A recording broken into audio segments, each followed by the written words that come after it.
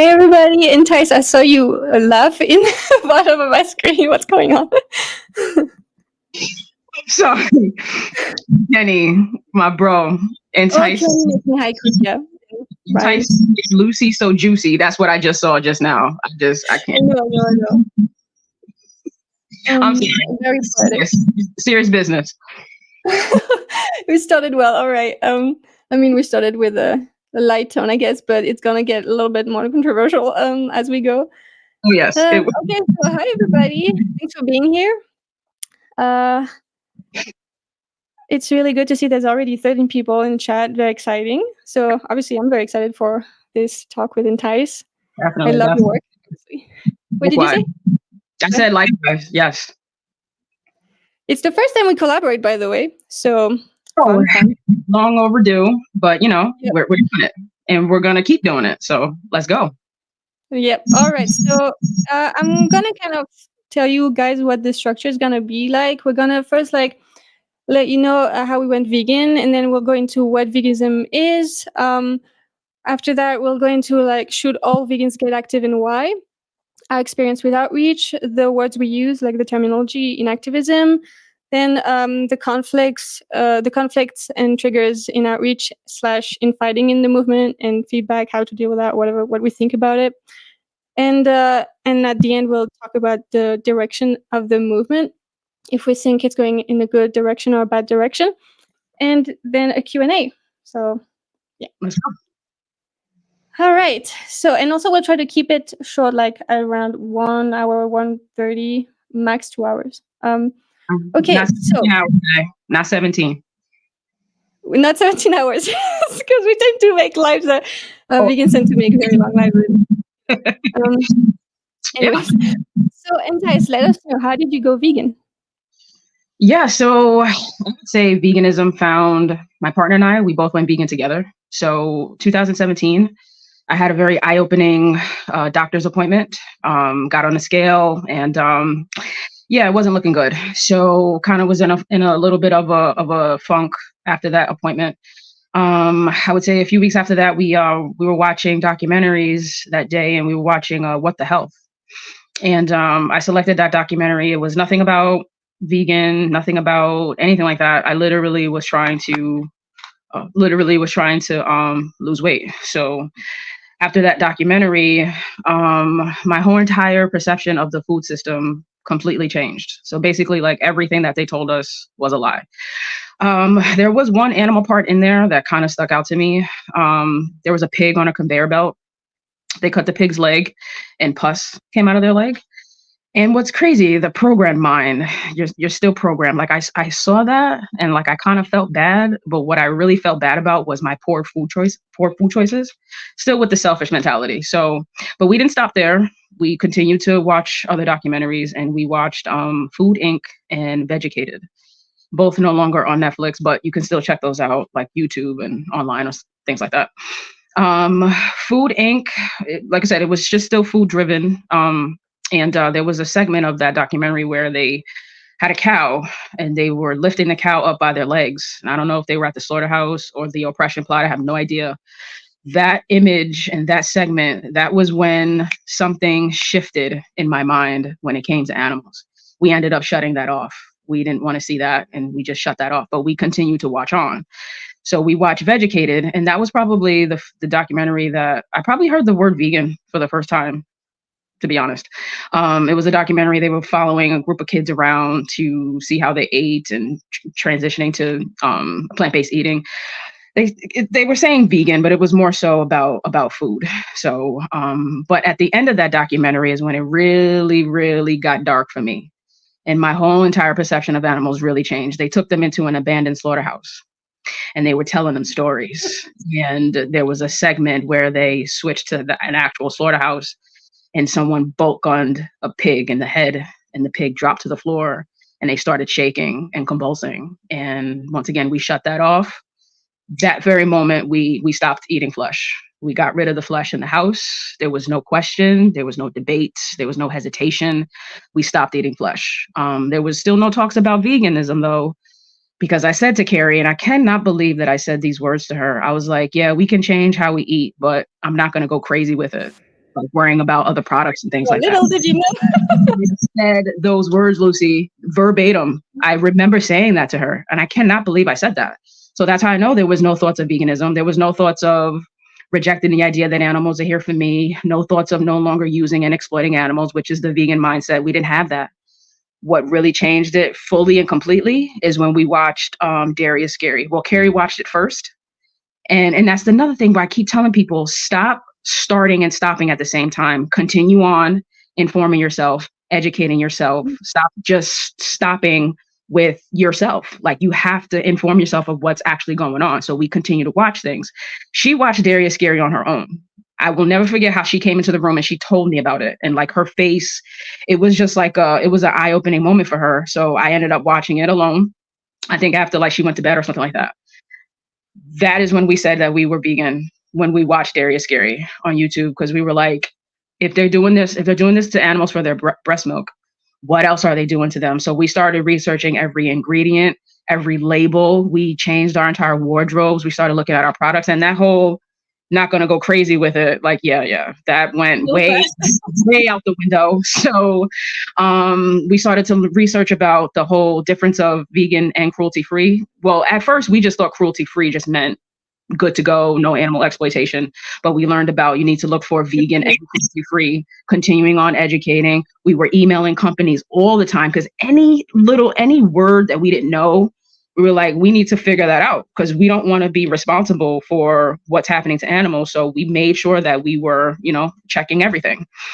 How we shifted into activism, I would say, is when we started to go to sanctuaries, hearing their rescue stories, looking animals in their eyes. And my very first visit to a vegan sanctuary that day is when I became active. So I know it's like a lengthy, long story because veganism found us. Like, we didn't like hear vegan and like, oh, let's learn about it. No, not even close. Not even close. And then here we are today, fighting tooth and nail. It's not the case that people are like intrinsically motivated to actually learn about it themselves without being actually thrown into it kind of by footage often. And it's crazy. Like, there was no, I think like Earthlings came out in like what, 2009, 2010, something like that. I can't remember the year. Earthlings was out, but like I said, we weren't looking for that. And I think Dominion came later. After you. Yeah, all the activists that are out now, they all were like starting off, and we didn't, like I said, there was nothing about veganism, nothing about being active, like nothing about anything in our household to start. Well, that means we've come from somewhere, like it's been, I feel like it's more in the news and everything like that. Just having activists like on definitely like this. It's definitely everywhere now. Well, plant-based eating is everywhere. Veganism. Yeah. It's coming. Even vegans, especially like being like, like everywhere. It's a sign. I think it's a good sign. Yeah, for sure. So yeah, that's something. That's our story. Go ahead. No, I was just saying that's our story. My partner and I, we went vegan together. So I know that can like cause like friction and strain with relationships and things like that. So the fact that we went vegan together, that just like our minds were just connected like right away together. So that helped immensely. Hit or miss with that, right? It's really good because you had this support system. You didn't have to go through it alone, which is really, really hard, right? Dystopia. Is it dystopia, right? I don't even remember. Is it what it is? Dystopia, like the word that describes the experience of a vegan. Yeah, I would say that. Yeah. We were definitely leaning on each other, there for each other, going through the emotions with each other. Every single day, we were right there for each other. So that helped a lot. That did help a lot. So, I mean, even if I was by myself, I would have still did the same thing. Yeah.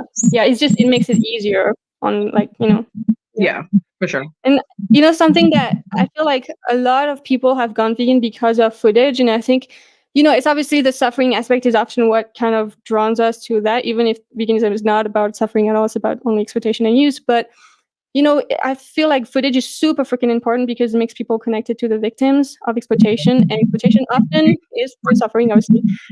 So, and they should see it. Incorporating that in my outreach again. Yeah. I mean, I feel like footage should be shown. I was actually just speaking with David about this, not actually right before talking to you, footage should be shown. People should see exactly what it is that they're responsible for.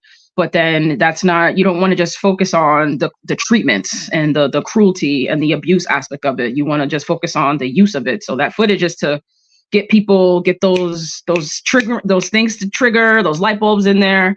And then you want to, start honing in on that official, like solid vegan message afterwards when you're doing your outreach. But we'll probably talk about that later. So Yes, we will. Okay. I guess I'll go into how I became vegan. I've already kind of explained that on YouTube anyways, but I'll just do a little shorter version of that than I've already done. Anyway, so I became vegetarian when I was 13. I was like at a food truck and there was this machine that was electrifying mosquitoes and at a food truck so that they wouldn't get any food. And I remember being completely horrified by that and also horrified that no one else seemed to bat an eye at that. And then I guess quickly made the connection with like the burgers literally from a pig. And I knew already that there were like you could be vegetarian. I was only thinking about vegetarianism at this point. I didn't even know vegan was a thing. And it's funny actually, this is random, but I found a drawing years later that I had made a couple of months before becoming vegetarian, at least just vegetarian.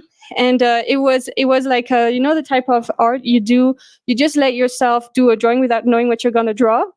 It's like a flow of consciousness something. I don't know what it was, but basically I saw it and I was completely shocked. It was bankrupt butchery.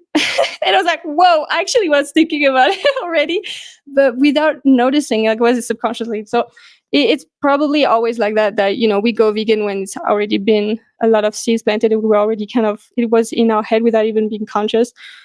Anyway, so then I did some research and I watched Yurovsky's speech. I watched a little bit of Earthlings. I didn't go very far with that, obviously, because it's just horrific. And then after that, my parents, like usually especially back then, they haven't had no idea that it was actually even possible to be healthy on a fully plant-based diet. And so they told me, you can't do it. But then I was like, well, I'm gonna do it anyways. You can't stop me, And even they actually hired a nutritionist, and the nutritionist had never heard of that. Wow, what year was this? I was like, yeah, right. You're good at your job, anyways. Like, what year was this? Oh, that was 2014, I think, in the north of France, so kind of in the middle of nowhere. But anyway, so that was the thing, and then I became fully plant-based, not really vegan. I thought I was vegan, but I didn't understand the meaning of veganism, so I was just really like doing it completely for suffering, which is understandable, but again, it's not enough because after that, for example, I became vegetarian again because it was all about the suffering. So I kind of convinced myself, down the road, there's this, farm with free-range eggs, something, and I went with it. And then I would do that like fully plant-based and then vegetarian a couple of times until I was 20, and then I've been vegan since then, and I'm 26 now. But vegan, I was fully plant-based until I understood quite recently, actually. Right. Yeah. When people ask me like, how long have you been active, or like, how long have you been vegan? I'll say 7 years.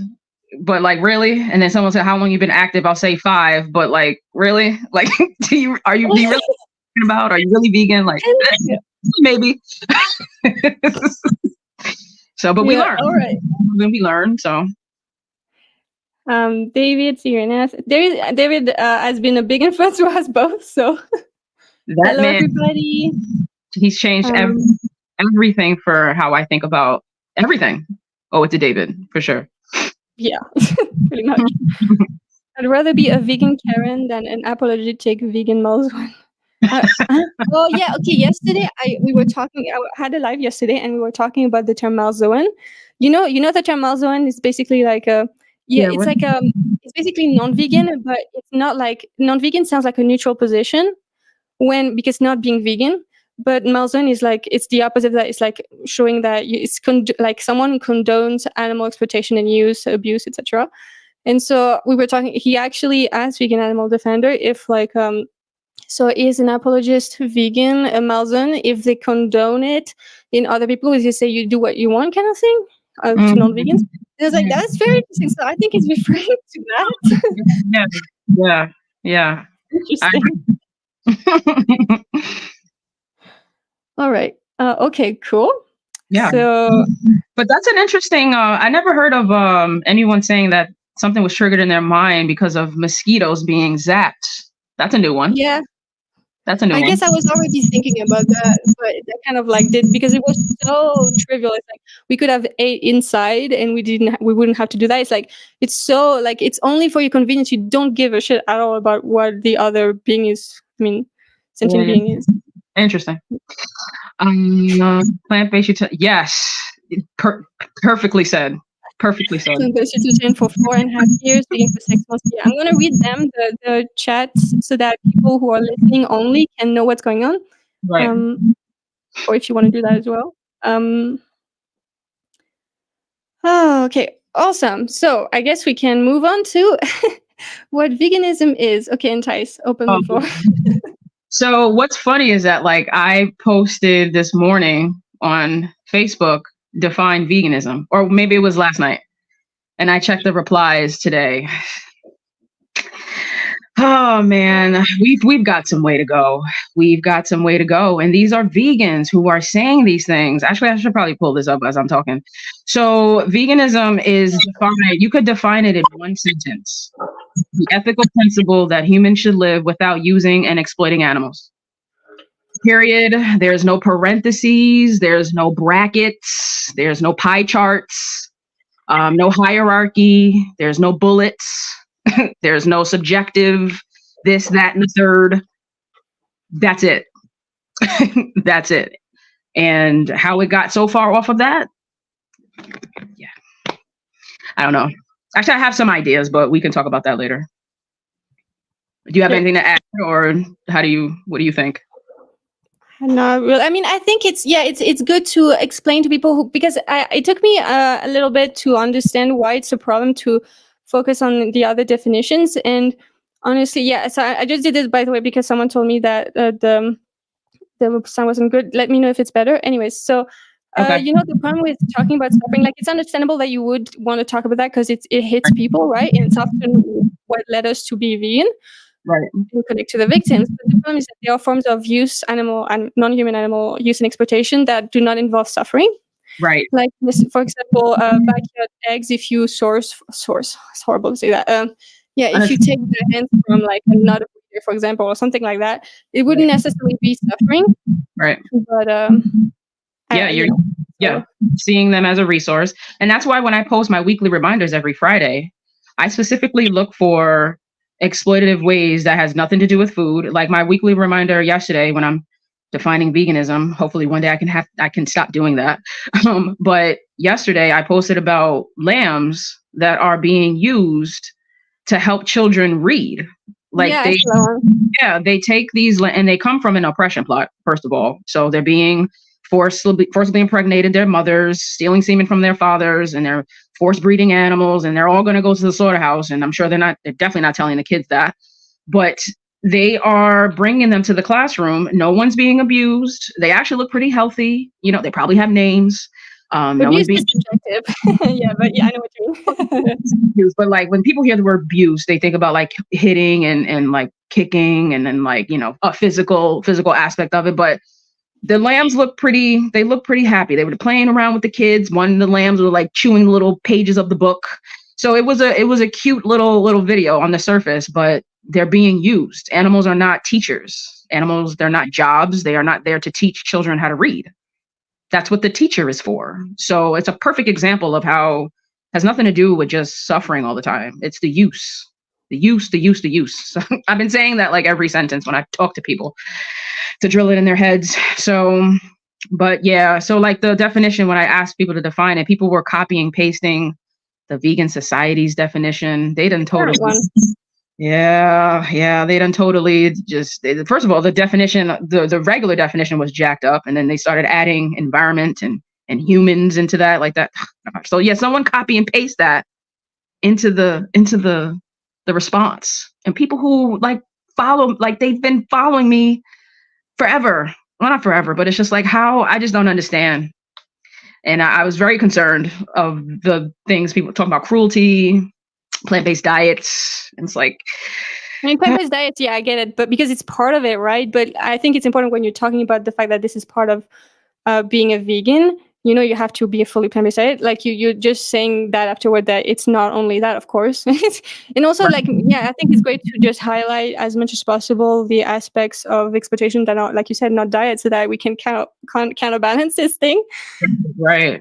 I love how Kenny he calls it when he talks about eating animal free plant-based, he calls it a symptom of being vegan. It's not veganism of you know what I'm saying? So just you know, when you're shopping for your wardrobe and you're looking for different clothing to buy, like that's, I mean, there's no word for that, but you know, it's not about products, or it's the mentality, the mind changing. That's the root, that's the cause of everything, and everything is just like a branch from this trunk or whatever. You know what I mean?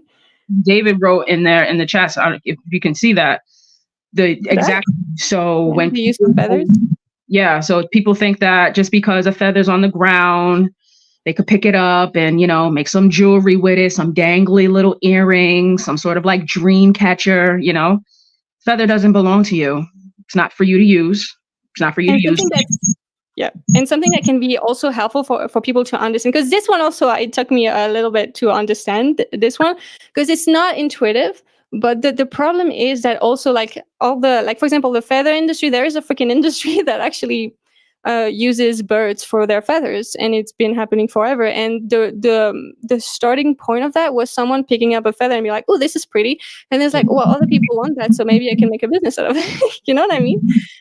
It's just, especially in a non-vegan world, it's especially, I'm not saying that it would ever be okay, but like, because at the end of the day you're still using them as a commodity because it's from their body, etc. But also in a non-vegan world, even if you're only looking at it from a utilitarian perspective, we have so much non-vegan mentalities to overbalance, you know what I mean, that we can't even take any risk at all. You know what I mean? Even if you were a utilitarian in that sense and you say, well, there's no real problem. No, there is, because this is a non-vegan world. If we were maybe a vegan world, it would be still a problem, but maybe as a utilitarian, you would see it as less dangerous. Right. There's way too much exploitation taking place. So yeah, I understand what you're saying. And it's just like that.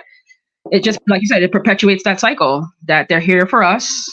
They're here for us to use. And then, like, you know, you're going to start, you know, using their hairs. And then it's people who think eating animals who are dead in the road, that's okay.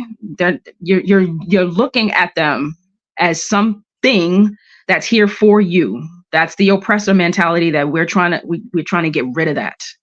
When you look at an animal, whether it's their whole body, whether they're playing in the field, whether it's mama, daddy, children, whether it's a piece of their hair, where it's a piece of their feather, whether it's a cell, regardless, you're not looking at it as here for you. You're looking at it and you're walking away, leaving it alone. All of it, leaving them alone. Period. Would you pick up like hair from a human? I mean, if it was, you could make something pretty out of it, but it's freaking gross, and you know it's from an individual and it's dangerous. It's commodifying like a human. At the end, you could have an industry of human hair. You know, they have that for organs, but I mean, you know, veganism is a principle from which some practices logically flow. Leslie J. Cross. Yep. Deep stuff. By the way, I finished my outline. I keep advertising it since yesterday. I finished my outline on a podcast, the first one in a series of podcasts on the website A Candid Hominid, and Leslie Cross's writings are on that as well. I mean, some of them, I guess. And so I'm excited about this one. Yeah, fun. It's so important. Simple. It's like when flash up those quotes, they're like sentences or one sentence. It's very simple. And it's just very well thought through. For 7 years, they thought through the definition of veganism, that original one, you know? The original. Like, I've been, I was looking at the actual, like, when they started the Vegan Society. I mean, according to the website A Candid Hominid, at least, they had a really shaky definition of veganism that was very much centered around diet. And then they thought about it for 7 years with Donald Watson, Leslie Cross, and other people in their circle who were helping. And then they came up with like, no, it's used in exploitation. It's just that by humans. I got to check out that website. Only non-human animals, not humans. Right. Yeah, it's very simple to me. So, and yeah. This is a very good comment. So Vegan Animal Defender says, but the difference between using human hair versus an animal hair is that humans have a different status than animals in today's society. Humans are not seen as resources or slaves. Animals are. Exactly. Good point. Yeah. Makes sense to me. Like, I don't have anything else to add. Yeah. You were going to say something and then I cut you. Me? Oh, yeah. I don't know. I don't remember. So it's not. Sorry about that. It's fine. I think I was just going to talk about the candid, what's it called? Hominid. Yeah, I want to take a look at that a little bit more. Is that like a animal rights entity or like? I mean, it's the name of the website. I don't know the name of the author of the website. The website is in the description of the live, by the way. I linked it.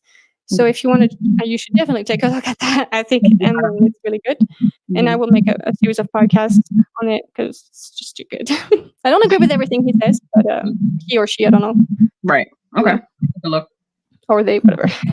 Okay. I don't know who it is. So, okay, let's move on to, I mean, if you don't have anything more to say about this, or do you have more things? I like what Satan Inside said.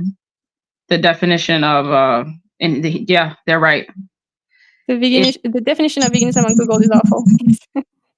It really is, because then that's what people do. Because that's what, when you don't know something, you go to Google, and then then it just opens up that doorway and just like this campaign, for vegan societies the Vegan Society's website to change their definition. Let's do this. Oh gosh, yeah. So that's why we need to correct it, get the rhetoric tighter. So when these people are saying these things, we can, help them out and fix it, which is what we have been trying to do. So, yeah. The Wikipedia definition of veganism is better defined than the Vegan Society's current definition, lol, but it's still not accurate, though. Yeah. We got some way to go. The moral of the story. Can we edit the Wikipedia entry? Well, I mean, I think you could, so we should definitely do that. I never thought about that. Where is a website that properly explains veganism?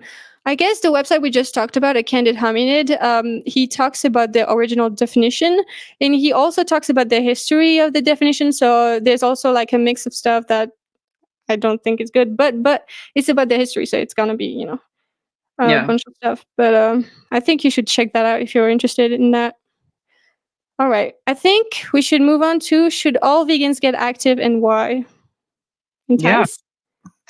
Yes, I always say going vegan will save some animals, but when you start speaking for them, that emancipates them all. Animals can't speak for themselves. They can't fight for themselves. They cannot tell you to stop. So they need us. They need us to do that. And they need us to do it unapologetically. Stop dancing around the truth. Stop sugarcoating it. They need our voices to be very firm, very direct, very truthful.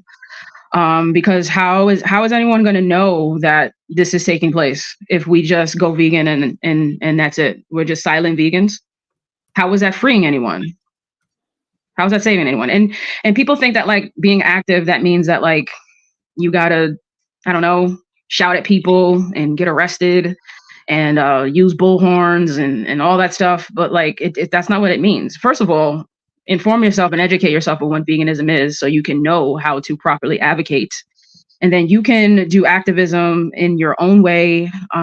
Social media is everything. I honestly think social media is going to be what's going to really help animals because, we can do our things on the street. Yeah, you're planting seeds around people, in their cars and people who you talk to. But that's just in your area. Like you're talking to the world now. Like this is what we're doing. Like this can reach the whole entire planet. And how are we going to do it? Just sitting at home chilling. And I know it's just the easiest form of activism, man. Yeah, so do it your own way, and like you can stay anonymous. You can definitely stay anonymous. Like Vegan Sidekick, was it? Yeah, Vegan Sidekick. He's anonymous, and he's really, really, really productive, and it's very much working, very successful. So, and like I said, just know what you're talking about. Like, inform yourself on what it means.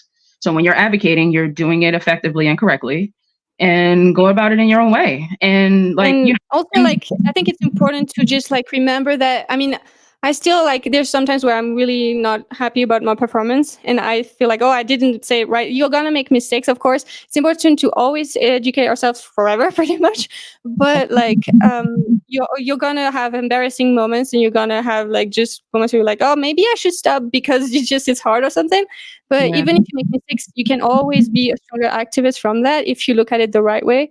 yeah, And I've had a lot of conversations where I now look back, I'm like, oh God, this is embarrassing, or said yeah, things that I'm embarrassed about, but now I can do better because I've done that mistake, I guess, and yeah. learn from it. You said you just learn from it, and and someone said to me, like, you don't compare your activism or whatever to anyone else. Compare that to just being at home doing nothing. You know what I'm saying? And it's just like, don't get caught up too much on like yourself and what you may have tried to do or could have done better. First of all, are you out there for the animals? Good. Do you know what you're talking about? Okay. Do you understand veganism? Okay. You already are checking the most important boxes. And people will listen. Those people who want to stop exploiting animals, they will stop exploiting animals. And there is no magical formula that you can tell them to get them to stop exploiting animals. So even if you're saying all the right things, it all falls down to that person and if they want to change. And You I can't control people. yeah, I used to get caught up in myself a lot, like, damn, I should have said this, or man, I I should have said feel this. Yeah, don't do that, because then once you start doing that, you start questioning yourself, then you start to be hesitant or getting that's back out good, there. but you can learn from your mistake and still know that you're doing important work. I mean, you are anyways, but like you can learn from your mistake, be like, oh, this was bad, it felt bad, but I'm doing Yeah, my best. Okay, I can only do my best and I'll do something different next time. You can only do that.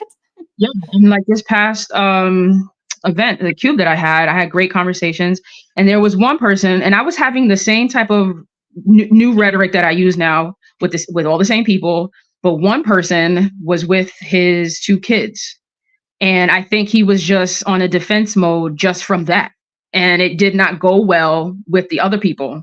So it doesn't matter what you're saying. It doesn't. Not all the time. Doesn't matter what you're saying. It depends on It on matters, but there's a limit to what you can actually do with some people. Like the way I think. Sorry, I'm just gonna unplug this. I think the way you talk can lower some barriers, Yeah, but at the end of the day, it's their responsibility to change because you literally can't make them change. You know what I mean? wasn't meaning like your tone. I was just meaning like that your actual wording and like your Yeah. questions, like because I can, and you speak wonderfully. I'm pretty sure there are people who walked off and they still went on exploiting Thank animals. you. But yeah. So Yeah. like it depends on when they are ready, and which they should be ready to stop exploiting Yeah. animals. But people are who they are. So, but Mhm. yeah, don't get caught up But even in that Yeah, stuff. and I think something to remember as well is that which is very hard for me to do still, is that if someone is triggered, doesn't mean you did something wrong. Maybe you did something right. The only thing I really aim for in a outreach conversation is my performance, like being proud of what I did and feeling like, oh, I did a really good job, because sometimes they react really well when I'm very proud of what I did, and sometimes they don't.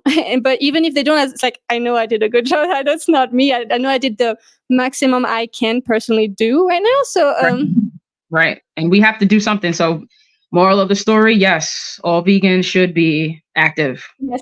We started like assuming that, yeah, obviously. Yeah, 110%. Yes. And you don't have to, once again, you don't have to do it like this person or say it like this person, but like do something. You can just, and like we were saying, social media is everything. Remain anonymous, like say something. Inform yourself, though, know what you're talking about. Then start doing something. Very Mhm. important. There was this quote from the book yesterday. I'm not going to remember it correctly, but something like that. Like, it's like, I can't do everything, but that doesn't mean I can't do something. And I'm not going to let the fact that I can't do everything let me not do anything. You know what I mean? Something like this. Like, it's not because you can't do like the maximum, basically what the animals need, which is the other animals. Like, they need like to stop right now. You can't make that happen necessarily, but you can do something and can progress the movement further. So, and like, I think it would be helpful to kind of give somewhat of a list of like types of activism for people to kind of, it's not only outreach or protests if you don't like them, whatever. Yeah, I do a support post every Saturday. I may start incorporating that because you need an uplift. Like it can get you down a little bit, and you need a support system. So that's a good idea to like remind people like different things that they could do, ways that they could get active. So I may incorporate that for next week. So good point. That's a very good idea. Yeah. So let's say, for example, you can do stickering. Be careful because sometimes it's not legal. Depends where you do it and stuff. But not saying anything, but you catch my drift. So be careful with the messaging because a lot of stickers have really bad messaging sometimes. I Or noticed make that. your own. That could be very powerful if you have great messaging. That could actually be making the movement better because that way the messaging on the stickers is better. There's a great way to do it. I think like I had this sticker that was I still have them. Be on the right side of history, and then there was a QR code to Dominion. I wish, yeah, someone said in the chat earlier that Dominion doesn't have the vegan word in it once or something, and that's really a shame for sure. Either way, I think it's it's obviously it's made a lot of people go towards veganism, but there's stickering, and then there's obviously making videos even as or posts, or even posting vegan quotes. Yeah. Or anything like any type of content you want. Like, for example, Entyce does music, amazing type of activism. Yeah. Art, some people draw, whatever you want to do. There's so many types. It's like on a systemic level, if you're someone who's like a lawyer, you can help in that type of arena. So if you can help other activists, that's a great form of activism. I have some people helping me with my branding, and I had also another person helping me with my editing. That is a lot. That helps a lot. So any skill you have, just putting it towards helping other animals and other activists. That's a good point. Because like you're active, but you're not, out there, doing things on the back end. That's an interesting. Especially if you want, like, because the person who's helping me right now doesn't really want necessarily to be in the forefront. They like to be kind of behind the scenes. It depends on the personalities as well. Yeah. There's so many different types. I can't really name them all, but like these are just ideas. And there's this website, I think veganactivism.com is like a website where they have a bunch of different suggestions, Yeah, or even something, man. It's something. Anything to get these messaging. Know what you're talking about. I'll probably be saying that throughout this live more than that. Yeah. Talking about that's very crucial because I didn't know what I was talking about. I thought I did. Oh, same. I didn't know what I was talking about. Activism, yeah. I didn't. I mean, I wouldn't say that was like on like the Corinne Sutton trail. You see his post. Corinne Sutton. He was saying how to eat flesh as a vegan. Those were his first words in the video.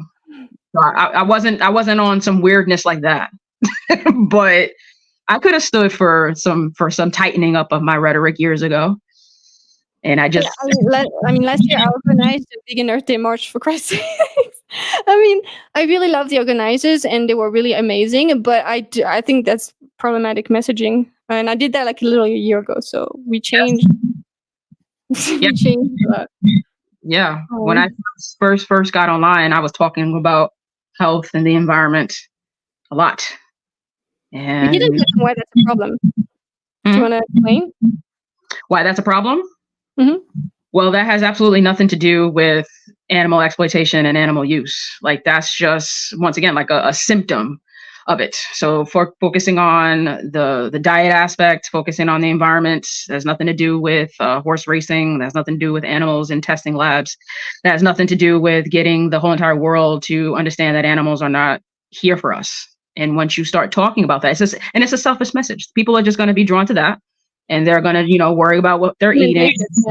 Yeah, being sustainable. They may start recycling and start composting as they're heading to SeaWorld right afterwards. So talking about that stuff doesn't get the message where it should be. So yeah, and of course, Infighting and I, we've talked about this before. We're both environmentalists. So obviously, we know that this is important, sustainability, and we agree. Obviously, the only problem is when you say veganism is about that, right? It's just a different issue. Right. And also the problem is that I heard that from David Ramsey, and that really helped me understand this very, very much. The fact that, for example, some people are advocating or choosing to eat insects instead of other animals because it's more eco-friendly, and it's even more victims that are used. Yes, I found an article and I wanted to, yes, thank you for reminding me about it. I saw that. I saw that. So when, when they're doing these things, what are the vegan for the environment crew going to say then? And I've posted about this before.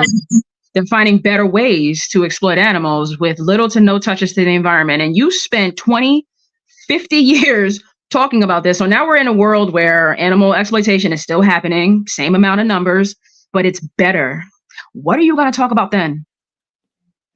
Yeah, that's the problem, not dealing with the actual cause, like the actual root. Yeah, and it's understandable. Again, I did it myself. I totally understand it. And I know that the intention is good, but it's problematic. It doesn't really necessarily work for all forms of exploitation. And besides, like, it's not the point, and then people will catch us with like other things like, well, you're not sustainable in those regards. And it's like, oh crap, you're right. Not that we shouldn't change, but that should not justify you not being vegan. And it's a food-based message. Once again, it's a food-based message that has nothing to do with veganism as a whole. So if you want to talk about plant-based eating and Earth Day, like how I made a post on Monday, then that's perfectly fine. You can talk about sustainability, plant-based, animal-free plant-based eating, you know what I'm saying? All your pollution, all your water usage, that's fine. Nothing wrong with that. Yeah, but don't use that V word. Don't do that. Know what you're talking about. Know what you're talking about.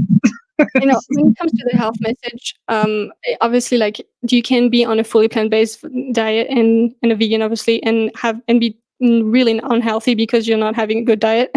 It's just like any diet, the fully plant-based diet, and that has nothing to do with animal exploitation, right? No, not at all. Not even close. So, but yeah, I used to talk like that. Yeah. And what was I doing? Nothing. Thought I was doing something. Hindsight 2020. Just a shout out to those who are active, but don't post on social media. As many people go missed, I don't know, for their actions. Definitely, you don't have to post on social media to do activism. If you want to be offline, that's totally fine. I would advise against that because I think it's more impactful to post online. But if you're really someone who does not want to be online, that's not an excuse to not be active. Of course, you can do it, or you can be anonymous or whatever it is. There's no super chats yet, and guys, it's not going to be happening for a while because I am not able to monetize my channel yet because I'm an immigrant. So, okay, that's important. I think it kind of goes into later. We'll actually give more advice on activism as well, but this is the same thing. Can you recommend best tutorials on YouTube for how to edit videos, B-roll, etc. on Instagram? I'm mostly on Instagram, but share others' videos. And I find Instagram editing my own stuff very confusing. Okay, I can't really help you with that because I'm never editing on Instagram. I'm editing on a actual editing software. A lot of people say, I think Adobe Film Premiere or something. It's something like that. I'm not exactly sure, but the one I use I would not recommend because it's Movavi editor, video editor, and this is the last year I use it. I hate it. Don't buy it. And there's CapCut that's free if you want to make shorts. CapCut is good. I know David Rams is using it still. But I'm sorry, I can't. If someone has an answer for Leah, that could be really cool in the chat. Or if Entyce, do you know what you could say? I do everything right on Instagram. So, I mean, I use Adobe Premiere. That's how I do my videos. It's like $20 something a month. And it's really, really, it's an easy software to use. So that's what I use. But Instagram, I edit, and then the Adobe Premiere. I need that. You know that my freaking software is terrible and it's twice the price, and I'm so mad. Anyways, I'm going to switch to the one. I've been looking forward to that. Do not buy Movavi, please. This is an anti-advert. I'm so mad at them. They really suck. A comment, Chris Hines. That's interesting. Hold on, let me find it. Chris Hines. I used to do this too, and then David corrected me. I think environmentalism does have some place within animal rights if what we are discussing is in regards to its immediate effect on animals, such as deforestation, water pollution, etc. What do you think, Entyce? So I used to make wildlife weekly reminders in this regard that, because I speak for wildlife every Wednesday, but how I was speaking for them, I would highlight the wildlife animals who were affected by the pollution, the deforestation, But that's still not a vegan message. That's a separate environmental plant-based message. The vegan message is to get humans to rid their oppressor mentality for animals. It's to reject the idea that animals are here for them. That has nothing to do with deforestation. It actually doesn't even have anything to do with the impact to animals, because it's not about animal deaths. Veganism is a mentality shift. It's a mentality change. So this right here is very important, but it is a separate issue, a whole separate issue than veganism. What do you think? Yeah, I think the only time that we should address like the environmentalism things in health is when there are objections about those, meaning like people are saying it's not environmentally okay to be on a fully plant-based diet or be vegan or something. It's not healthy to be on a fully plant-based diet. That's the only times I really address it. Yeah. I totally understand. Yeah, because I was saying it too, because I was like, I did not understand when Dave was saying, because I'm just like, okay, wild animals are dying. Wild animals are affected by deforestation. Wild animals are affected by pollution. What do you mean this wildlife weekly reminder is not correct? What do you mean? And I didn't understand. I did not understand it. And it took me some time to finally understand it, that it has nothing to do with animals dying in the wild. Veganism does not have anything to do with animals dying in the wild. Non-human animal use, not humans. Humans already have movements for them. Only but non-human animals, by the way. So, because going to the animal being born in the shelter, they live their whole entire life in the shelter, and they die in the shelter, that has nothing to do with environmentalism, but it has something to do with veganism. You know what I'm saying? So, but yeah, plant-based eating is what affects. Being on a fully plant-based diet, especially, but being vegan in general and all the behaviors that come from that, it obviously impacts wildlife and the environment in the best way. It is the best way of living. The behaviors that flow from being vegan are the best for in terms of impact for the rest of the world in most ways, actually. So yeah, you know, but yeah, I understand it, bro. It took me a while, bro. So just take a couple of days and you'll get it, like how I got it. Because I was arguing with David for like a week. I mean, there's been a lot of discussions for me as well. Yeah. So, but I get it now. Anyway, like, obviously, there's a lot of chat. Like they're chatting about the softwares, which is really cool.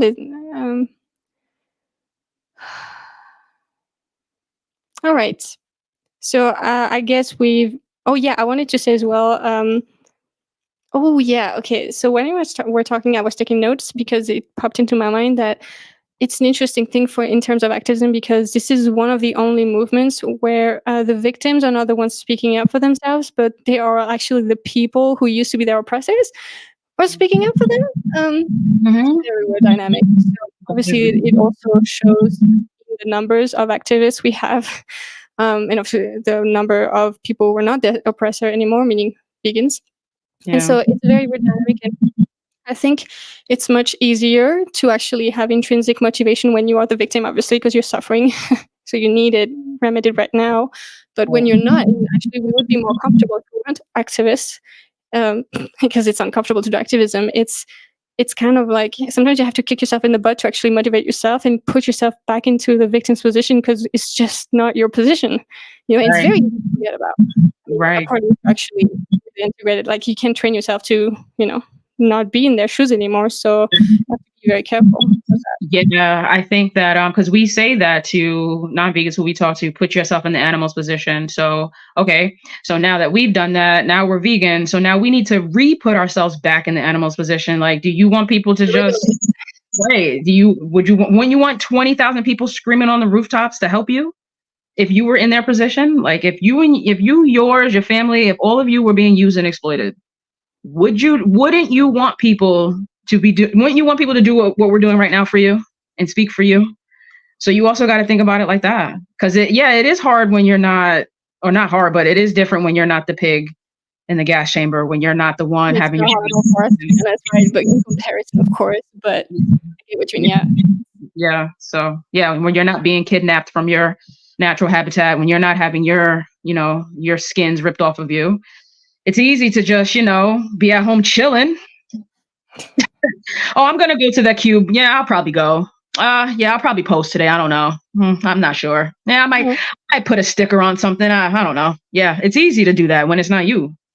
So you gotta And also, find. we're not saying, for example, that we don't need, like, we need, I think it's also important to say this, that we need to be careful that we're sustainable and we stay happy somewhat and healthy as activists. You know, there is an amount of activism that works for you that you have to be careful about, because I've had my fair share of like burning out, like a small underline swelling, small burnout, because sometimes it's like a version of that. It's not like full on clinical sense, I guess, but just freaking out and I'm like, I can't bring myself to do anything. Like I feel like it's just too much. I'm just Yeah, burnt out.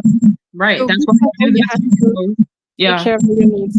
right. And within the support post, I always put there's like a activist support chat. Like you can call, you can email if they're not there. So I always put that in the comments. Awesome. And yeah. So and I think they're another organization to start following, animal animal rights mentorship. They also just recently posted something about supporting activists, and they're all about activism support. And then also what I've been doing on Saturdays, along with the support posts throughout the day, I may throw some just some funny things on the stories, or I'll just post like something to just give people a laugh or a smile, or just something, nothing animal rights related, nothing about veganism, nothing about anything. It's just, and sometimes I'm using probably people who are not vegan, but it's just something to just give people that, like, and I see the comments that people leave. Thank you so much. I needed this today. Thank you so much for posting this. I was feeling this way or that way. I needed to see this. So, and it's just something to keep us going, because this is the 100% the hardest thing I've ever had to do in my life. And Yeah. sometimes you need that uplift in some way. So definitely keep yourself Actually, mentally I stable. definitely. And I feel like it's interesting. Okay, I have two things that I want to say about it. I feel like the hardest thing in my life, the hardest thing I've had to deal with was feeling completely like complete despair about this, like helping other animals. That was the hardest thing in my life. Now I feel the most empowered and happy I've been since I was a kid. It's literally because it's so empowering and I know I'm doing something, and it's the empowerment. The helplessness and the hopelessness and despair is, I think, really hard, obviously, for a lot of vegans, especially before they become active and even during activism sometimes. And I wanted to say as well, like, oh, what was it? God damn it, I keep forgetting my thoughts. That's annoying, but hopefully I can remember that. But I had also other things to Yeah. say. I did want to say one thing. Another thing to Yes. do is connect with other animal emancipators.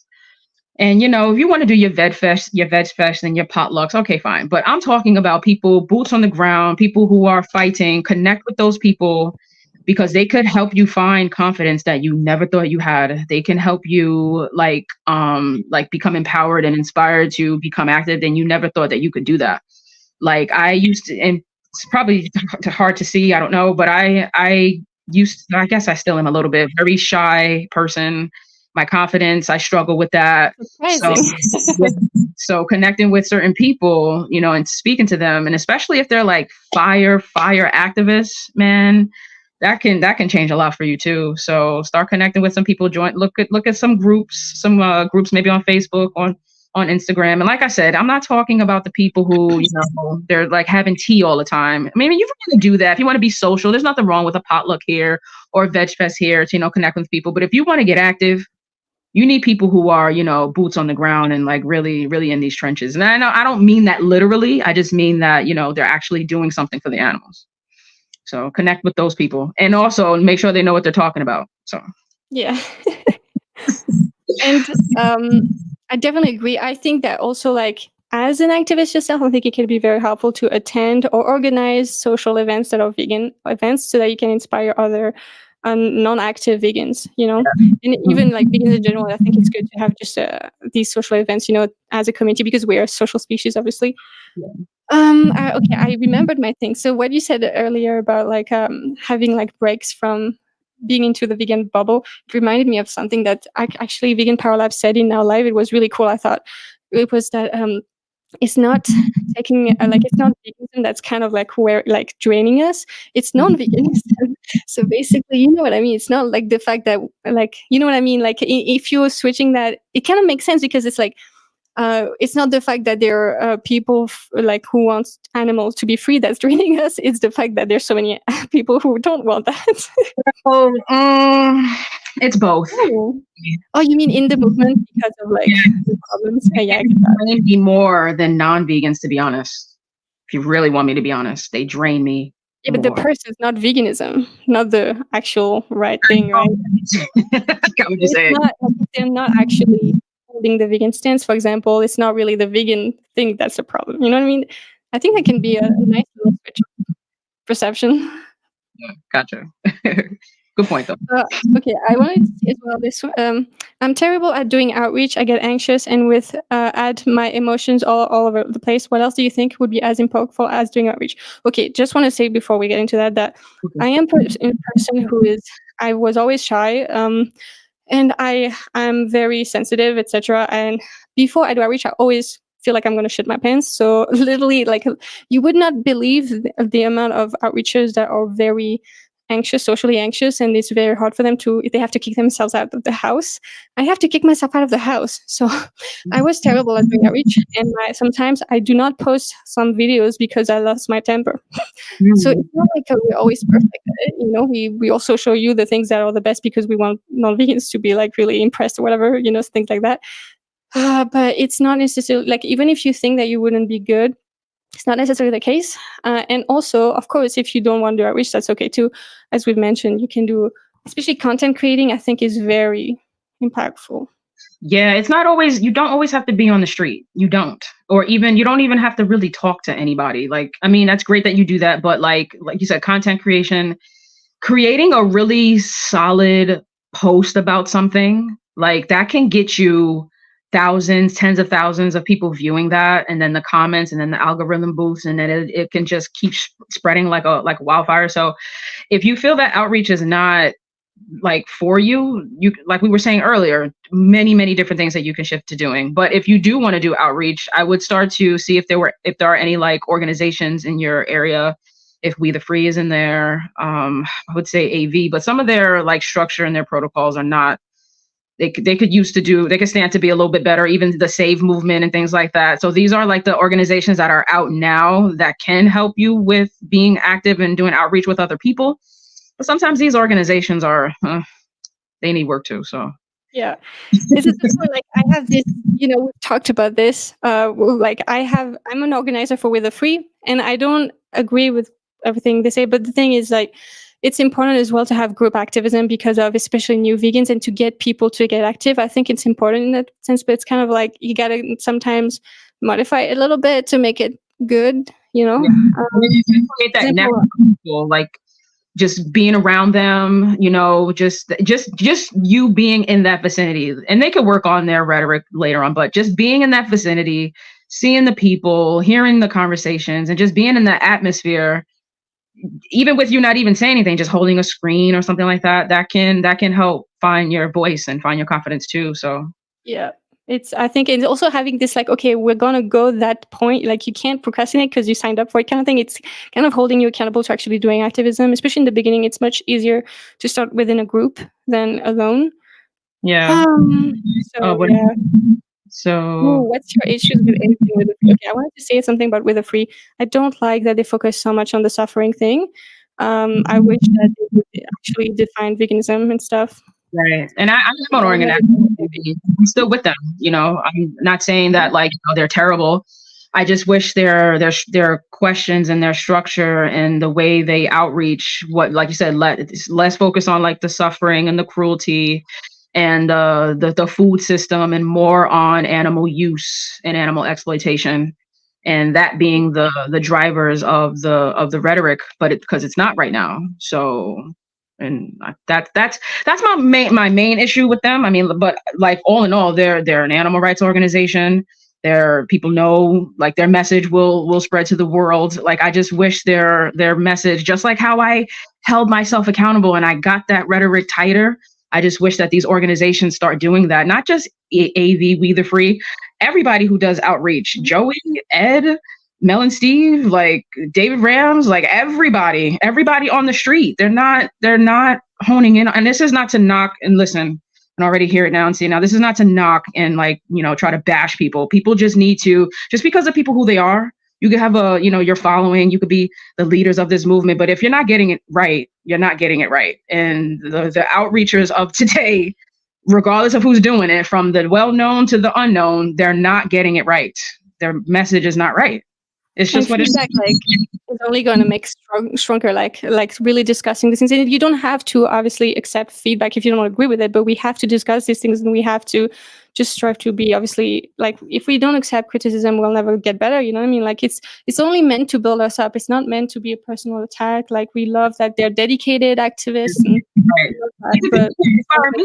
They inspire me. I love, like, they're great individuals. Like I said, they inspire me, but it's just like, that message is it's just been lost over the years with too much focus on, the treatment of animals and the torture and the suffering and the food system, and that doesn't hone into the core vegan message. And like I said, as a leader of the vegan movement, you need to be even more open to criticism, and you need to be even more. You have to make sure your message is like, if you're an organization, you have to make sure it's super damn spot on, because you are leaders. So you have a big impact. And that's what I'm hoping, that like as we move forward and people, they take the defenses down and they start to listen, and we all start to evolve, and then it'll come a time where every organization, we all have that solid message, and more people will start to understand what veganism means. So yeah. Lucy, I have my induction on the 6th May to become an organizer for Wither Free. Awesome. Thank you so much for being active. Yes. Really good stuff. Mm-hmm. Okay, I wanted to see also some other things. God damn it. But yeah, it's good to have times with, veganism in your mind, like meaning like non-veganism or veganism, like try to just space out sometimes. It doesn't have to be a lot of time. Sometimes you need a lot of time. It's okay to take a break, a week-long break or something if you're just like, you need it. Just be sustainable throughout your life. Don't forget about things that you used to enjoy. Like I like the Warriors. I watch the NBA. We like to go to sanctuaries. We would go on walks. Like when it gets warmer, we'll just like go on walk together.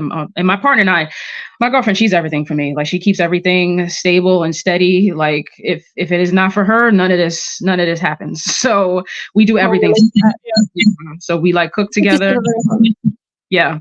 Well, if she hears this saying that we cook together, she's gonna say, I cook and you eat. But we watch TV together, we watch shows together, and you have to find something that still gives you something away from it all. I mean, you don't want to take a whole step away from it all, like where you're not doing activism for like months and months and months, but sometimes just a week and then come back and know what you're talking about when you come back too. So it's kind of like your TGI thing, like, like every day. Okay, daily remember, weekly remember. That's important. And also, I think something that I think is important is to try to, I know this is it seems contradictory, but it's not. Try to look healthy, at least look healthy. Try to be healthy, because even if it's not about diet, it's not about health, people still see it like that. And so if they will dismiss you even faster, you know what I mean? If you don't actually try to be a little healthy, Yeah, of course. And mental health, physical health, that's all crucial. And how are you helping and freeing someone when you are jacked up? Like, what are you really doing? So you have to take care of yourself. 100%. 100%. Yeah, not necessarily you have to have a crazy muscles. It's nothing like that. It's just like, look healthy, be healthy. No muscles over here. I mean, I'm working on that. Like, have you seen this? Like, yeah, there's no muscles going on over here. There's no runway body. So yeah. Work out for health. Just be healthy, and everything will be better. Yeah, for sure. Everybody. So, and also, also one of the last things about like why being active is so important is that most vegans have become vegan or been led to veganism through activism. I became vegan, plant-based first, and then later on vegan because of Gary Rusky's speech and Earthlings. Mm-hmm. That's activism. You too, right? Right. That is true. True. Okay. All right. So let's move on to experience with outreach. We already went into that, but Yeah, I think we touched a lot on that. let's see. I also had, yeah, the Socratic method obviously is really very powerful, but everybody says that, so I think everybody knows it here. Focusing on the victims apart from the objection sometimes, because people will always try to bring you back to anything else than the victims, especially you. And, So bring it back to the victims always. They have nothing against right, that. I mean, they have nothing. right. Okay, so I guess we've done this. Ooh, the terminology, the words we use. We have a lot to say about this. Yeah. So starting off, like I am someone who I love animals. Like I'm head over heels in love with them. Like I love being around them. I love when we go to sanctuaries. I love just I absolutely adore them. And most people do, but most people don't. There are people who don't like animals. There are people who they don't want to be around them. They are deathly afraid of them. They don't want to be, they don't want them in their vicinity at all. So the whole friends not food, real animal lovers, don't eat animals, talking about love and peace and that's not our message has to stay objective. You can't lead with your own Universal, yeah. subjective opinions about animals because that's not going to reach the world. Yeah, that may, affect maybe somebody, but at the same time, veganism is not about love. That has absolutely nothing to do with how you feel about animals. It's how you feel about justice. So it has nothing to do with love and peace and compassion and kindness. So that we should save that for like children in sanctuaries. But for us animal emancipators, like our message needs to be a lot firmer. And that all that love, kumbaya, hand holding, we're walking rainbow clouds. Let's get rid of that. So I'm really hoping that those words start to shift out of there. Starting off. Definitely. And I am, listen, I am one of these people who definitely did that. My first wish method was like something about animal lovers. So I totally understand the strategy, but I completely agree with what you said. Yep. And I forgot to say one thing about activism. Like, you know what we said about being a sustainable activist? Like, it's not just like a light advice. It's not light advice because there's so many freaking activists that have just dropped out, like stopped doing activism altogether because they've burned out so hard, and then now they just don't do anything, and that's just it's not okay. So you have to take yourself for the victims actually, so that you continue to speak up for them. Right. And there's such a high turnover rate even in organizations. Like it's some crazy thing. Right. And also, you know what you said, I understand what you feel about justice. Yeah, it's about how you feel about justice, but also like in outreach, like I think it's, they're always like, I don't really care, or I feel this way. It's like, it's not about how you feel. We don't give a shit how you feel. I mean, okay, you're the one who has to change, so I get it. But also, like, no, it's not about what your process feels, kind of thing. And I think it's when you say that to them, it's kind of like, oh, this is the first time I've been told that, that it doesn't matter, that I don't care about it, And then just with people, and then they say like, people are not going to care about animals, and you're not going to get people to care about animals. So that's why they start talking about health and the environment and stuff like that. And at the end of the day, once again, this has nothing to do with caring about animals, like at all. And it took me a while to understand that, because like I said, how much I love animals. So then it was actually one of Paul Bashir's workshops where he was saying how like he had said something, and then it triggered in my head. I was just like, because then I took out the animals and I replaced it with someone who I hated at the time, my ex-boss. Can't stand her. But at the same time, I shouldn't be, be supporting or being responsible for exploiting her and using her. She deserves her right to her bodily autonomy and her bodily integrity. And I have no love for her whatsoever. Zero. So, and that's kind of what helped me to understand that this is not about caring and loving and all that stuff. It's literally about how you feel. Like sometimes you're like, oh, I hope you will die and something like this, but it doesn't mean that you're entitled to kill them or like exploit them, whatever, I'm pretty sure there's probably many people who can't stand me. That doesn't give them the right to exploit me. And please, no, everybody loves you, Lucy. With that. Maybe vegans, but not vegans. I get so much hate in the comments.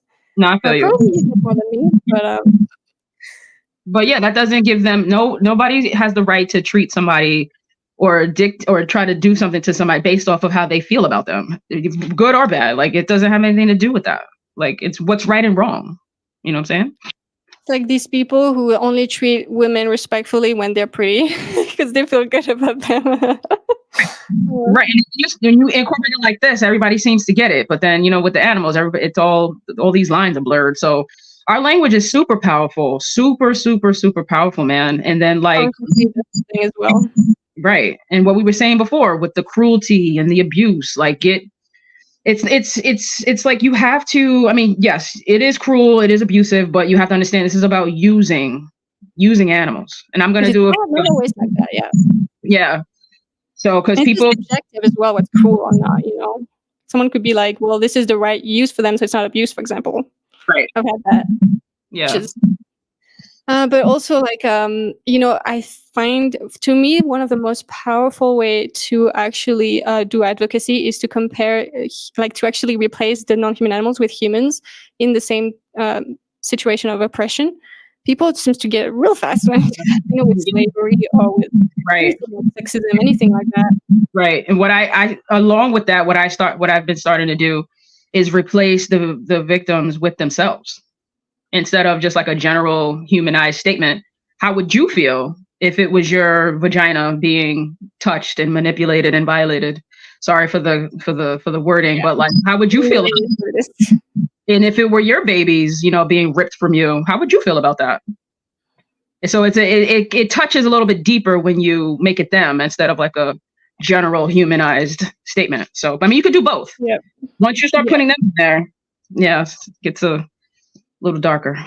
So, but yeah. I mean, it's not really darker, right? But to them it is because it's, them or something. But all right. So yeah, all these stuff we're talking about, it's like, euphemisms that people use, and we use them as well because it's just normal English. But there's a lot of them. You said earlier breast milk instead of milk. I think that's a one that I've very recently thought about. Yeah. Stop saying, I mean, but meat could be a meat. I think Carrie was saying how like the word meat could just mean something solid. Doesn't have to really mean animal flesh, but I just still get rid of the word meat. Like I think maybe in the past it was used like that, but not really anymore that much.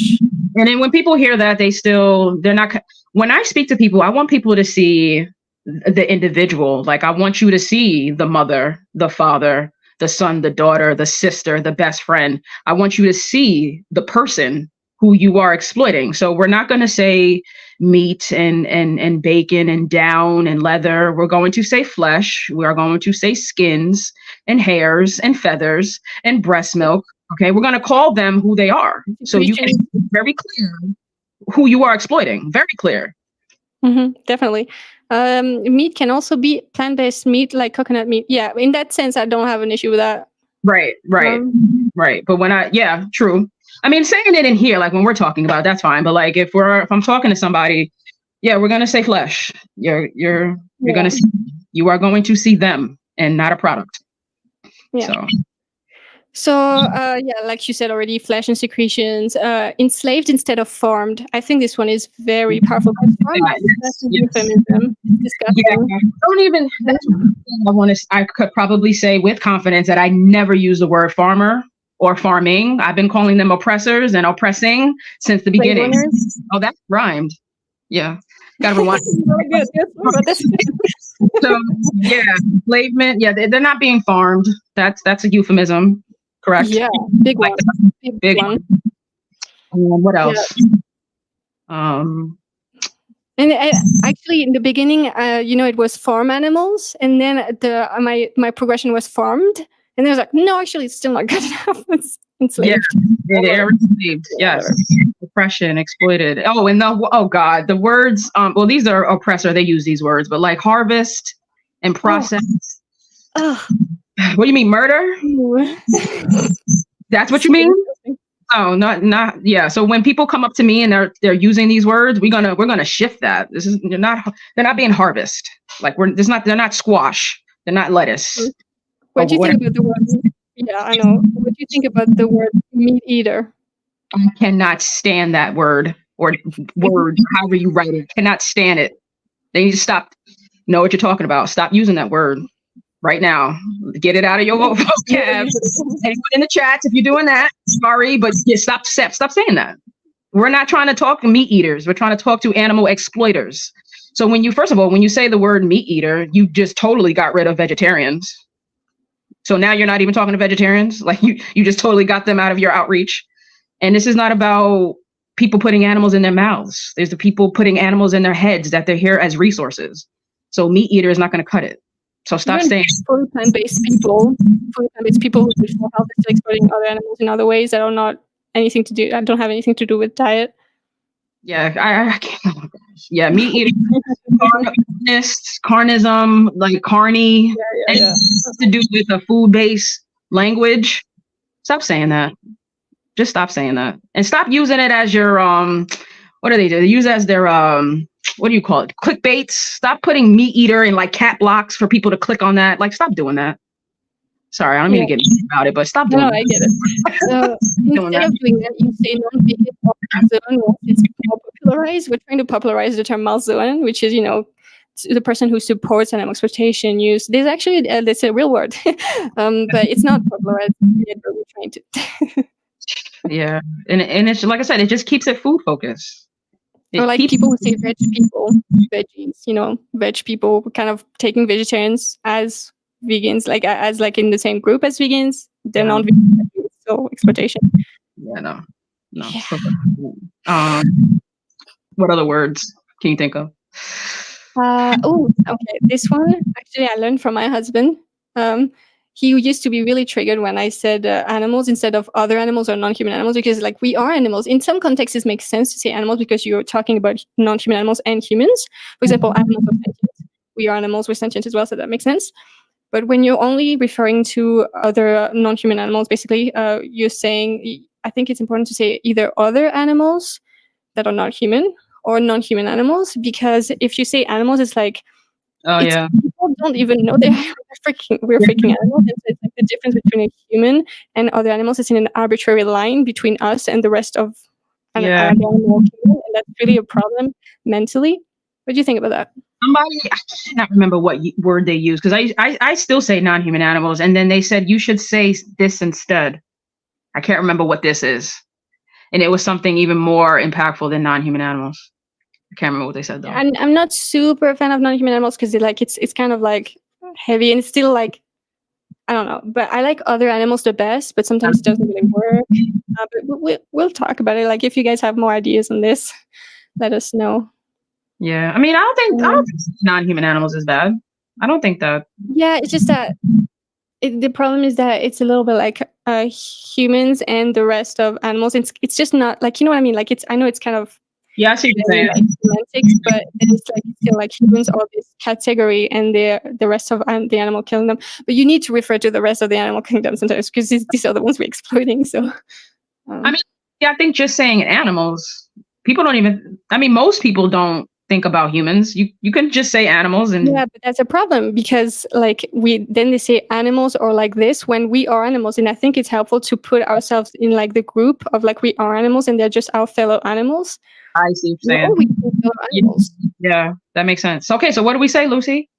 Because now I think I'm questioning myself. Yeah, I think we could say other animals. We could say non-human animals, our fellow animals. I just figured that one out. Other individuals, someone said. Other sentient individuals. Yeah. Okay. We can still evolve. We can still learn. Because I didn't really understand what you were talking about at first, but I get it now. That makes sense. Okay, got it. So, of course, saying plant-based instead of vegan when we're talking about the diet or the environment, or for like people who are doing fully plant-based diet for the environment or health. Yeah. Say animal-free, plant-based when I'm talking about the diet, because plant-based is not. It can mean they can still have secretions, and I don't even 100% or fully. Yeah. Make sure you do that. So if I ever talk about food, which is very rare, I'll say animal-free, plant-based. It's a mouthful, but it gets the point across. So yeah. sentient beings instead of living beings. Actually, yesterday, if you want to see that, I had my induction call and everything with the National Animal Rights Day. I've seen you actually do that with them, so I'm not sure if you're active with them, but I was really excited to actually be an organizer for them. But then I read their declaration of animal rights, and there were so many problems I had with the messaging that it was so bad. I did not feel comfortable actually standing behind that, so I sent them a whole email on the terminology. I'm not going to repeat it. Yeah. Read the whole email in my live yesterday, like the book club live. So if you want to check that out, and if you not want to know what I had a problem with, go check it out.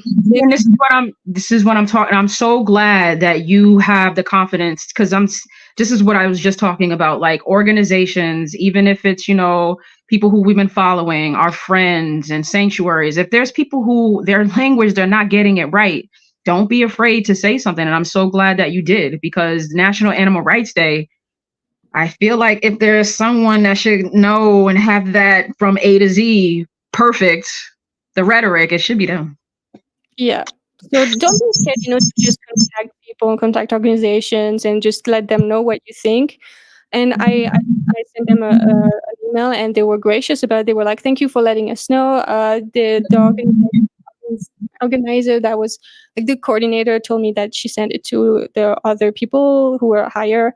Hopefully they read it. But anyways, don't be scared. We should always give feedback to each other. And it's just to build each other up. We just want to make it better. And there's always, you want to always keep it professional, keep it, don't be rude.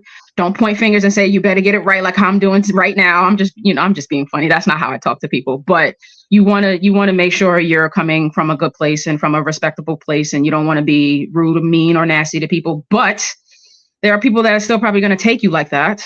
It's happened to me. Yeah. It's been happening to me to me really heavy for the last month, just trying to inform and give education and provide feedback. And, I get name called and body shamed and all types of craziness. And I thought I was being very professional I'm always professional when I speak to people. So, but you did the right way. Right. You did it the right way, As long as you good place, however they took that's on them. You can't really fix or control how they're going to take that. But as long as you did what you were supposed to do, you spoke for the animals, you tried to fix something, and now it's in their hands. So hopefully, they listen and take that feedback from you, and they switch it up. So, and most of the time when people have the wrong type of messaging, they have very good intentions with it. But I think it can be helpful to also lower the barriers for the discussion, to say when you do actually believe that, because sometimes you don't believe that they have good intentions. That's fine. You don't have to say it.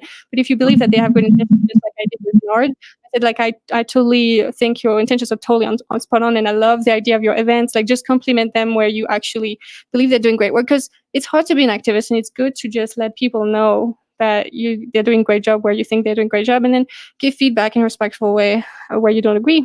Right. So 100% agree, 100%. And I think that's where, I don't know if we're segueing into the infighting section, but I think that's where. Oh, lots of people already. Are we there? Wait. No. Okay, I'll wait. You can say it now. That's okay. Well, I was just saying that I think that the either the lack of understanding or not wanting to understand, or the defenses or the emotions, I think that's where the infighting starts, because when people are giving that feedback, and to be honest, not to sound like I'm trying to, be ego-driven or whatever, but I know what I'm saying is right. I 100% have confidence and know what you were saying was right. So it's not like we're saying anything wrong here. People are just that those defenses just come up so much. And I can speak from experience. I did that myself, but then I took a step out, took a look around and be like, okay, I'm not saying it right. I'm not getting it right. So I'm going to learn, I'm going to evolve, I'm going to change to be a better and a more effective activist. And I think that people don't have the capabilities to do that, which then causes that friction and that back and forth and that hostile environment. And then it's just, we're just going down this domino effect, vicious cycle of non-productivity. So, but yeah, hopefully, we can fix that and change that, and everybody stop being so sensitive about things and just understand. And just like how you're saying, the people giving the feedback coming from a good place, when you're receiving that, they're coming from a good place and not trying to they're not trying to, make you feel bad, or, I mean, hopefully, because there are people who can give feedback very ego driven, and they think that they're better than everybody. So, but don't be like those people. Come from a good place, and hopefully that can lessen some of the infighting. Because it's one thing to say, to tell someone, you need to stop stickering. That's stickering stuff. That's not doing anything. You need to get out there. How about you start getting out there? How about you get your bullhorn and start getting out on the street? Stop your stupid stickering. That's infighting. That's ridiculous. And you shouldn't be saying that. Don't try to tell people how they communicate. Yeah. Yeah, the barriers are going to go up, and it's not going to be effective. So type of feedback, that's not feedback. That's just you being rude and nasty to people. If somebody is been sharing sanctuary footage with some messages, don't say you should be sharing graphic footage. Why are you sharing that? Don't stuff like that. That's not feedback. That's just you. I think feedback is just poorly given. Yeah, at the same time, that's being an a-hole. If someone is showing sanctuary footage with some solid vegan rhetoric, there's nothing wrong with that. There's absolutely nothing wrong with that. So, but when people start doing that stuff, that type of infighting is ridiculous. But if you're really giving some genuine feedback for somebody, and they're hating you, and now they're blocking you, and now they're mocking you, and now they summon some other people to comment, and now everybody's just this big all out war with each other. That's got to stop, man. That is really got to stop. The big difference between a discussion and I guess a fight or something that's not very productive is just honestly the tone is huge. It's it's much easier to just create a space where it's I know you're doing your best, all right? I'm just trying to build you up. I just really believe that this is not working. I appreciate you being active, but this, I think, is wrong because of this, because I don't think it's as effective. And just considering other people's emotions, because we are emotional beings, unfortunately, we're not rational beings. It will be making the feedback more effective because they will be more likely to listen to it. It's just like outreach, really. And also you're not it's also, we have to think as well, being an activist is already hard enough. So the stronger our community is and the way we communicate with each other is, the stronger our movement will be. I'm not saying that be still be direct, still give feedback. Of course, it's crucial. But really give it in a tone that's considerating the other person. Can be very helpful. That's crucial is the fact that the high 90% of this movement don't understand what veganism means. So when you have this whole entire movement not understanding what veganism means, so when people are creating these posts of they're cooking or whatever, and then they're telling people it's okay if you want to eat cruelty pizza every now and again, don't come down on your family too much. And then when you have somebody coming into the comments to try to educate and inform, and then now that creates a whole nother infighting because, they're on their journey. Don't stop shaming people. And then you have that type of infighting because at the end of the day, people don't understand what veganism means. That's another problem, because then you have people who do understand what it means trying to help out. And then you have the other people who think they know what they're talking about. Now they're fighting you. And then now that's a whole out war on that post. And it's just there's something different. There's the difference between feedback and having a discussion and infighting. Infighting is when it gets nasty. I think it's just when the tone is just, and you're not even considering each other's points, and you're not just staying calm and rational, respectful. I think that's what it is, a difference, really. So tone is everything. I think even if it shouldn't be everything, I agree, it shouldn't matter. I think we should be able to not be emotional creatures, but just we are, and that's the problem, And also, if something better comes along, we'll change to that if it's truly better. Maybe I'm doing everything wrong, and then one day I'll be like, ooh, well, actually this is better, just like before.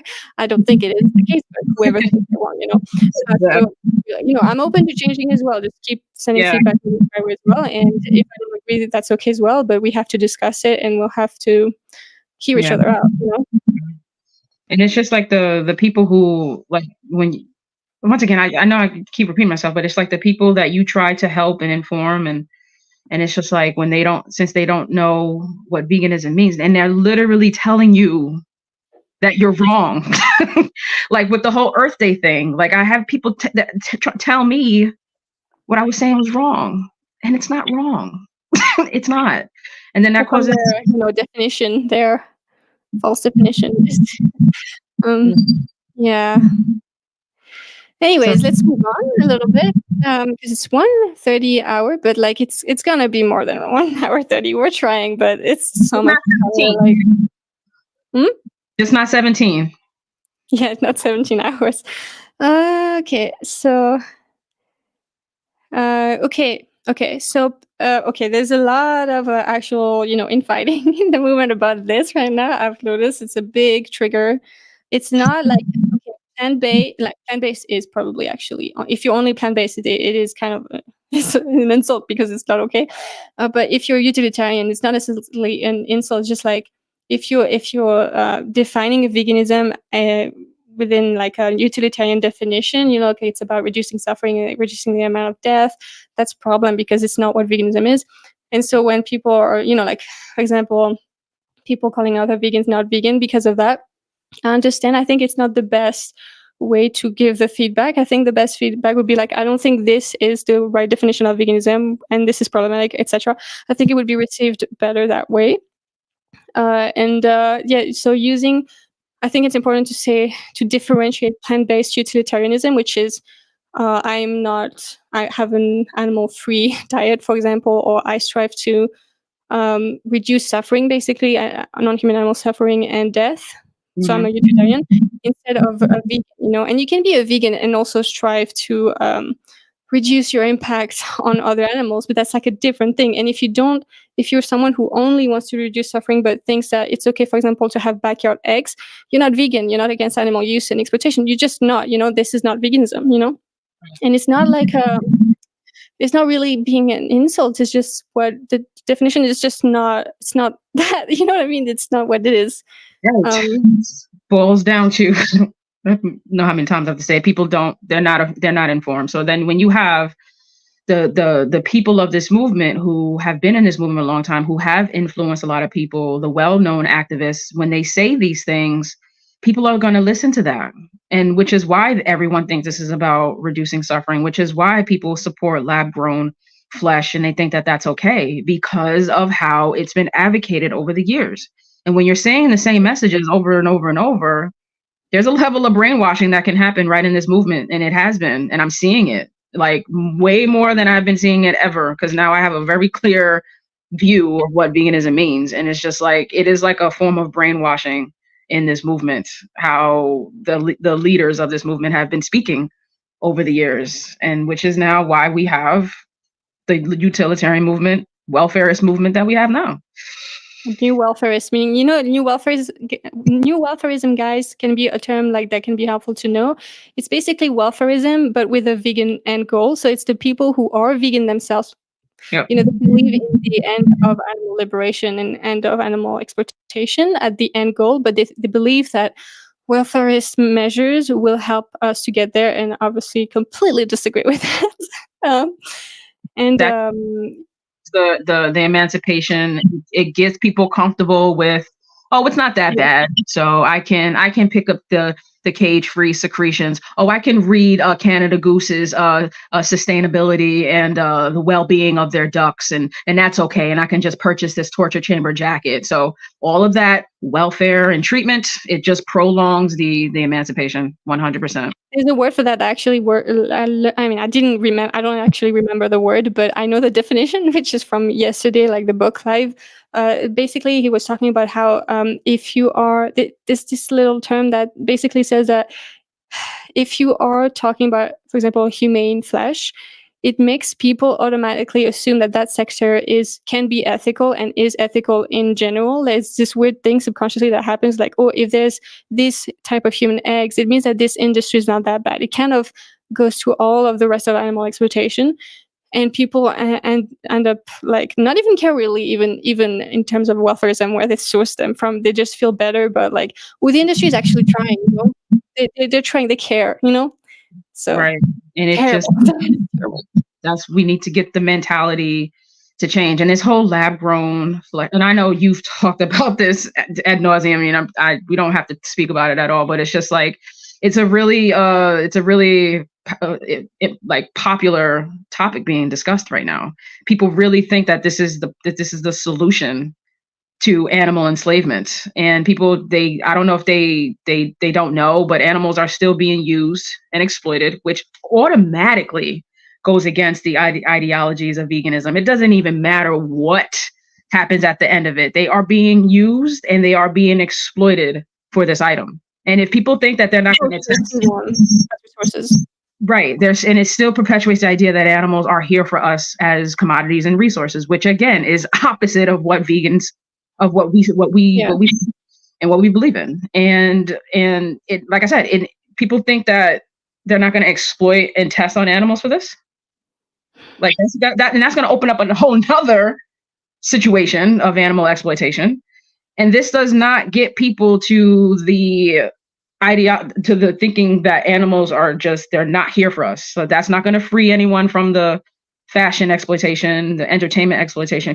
Animals are still going to be exploited when lab-grown flesh is here, like still. Mm-hmm. So people need to stop talking about that. That is a welfare utilitarian mindset, and we should not be thinking. Yes. Right. And what I want to say. Whoops. Anyhow, that's okay. Oh, someone said something. I think I already, or did I? What? Oh no, never mind. No, never mind. I'm good. I keep forgetting my thoughts, but that's okay. Okay. Yeah. So I think, like when we're saying, be compassionate. Of course, we talked about this, but like the vegans might be more compassionate sometimes because they have more empathy towards the victims, but it's not like it's not about being compassionate, because like what you've said, I've seen you talk about that in your posts, like it's basically basic decency to just doesn't make you like virtuous or like kind to not enslave someone else or use their bodies. Like you said, you said that people like if I don't go like I think it was an example of a school, if I don't go inside and shoot a bunch of children, I'm not being kind. It's just a more exactly human decency. Right. Exactly.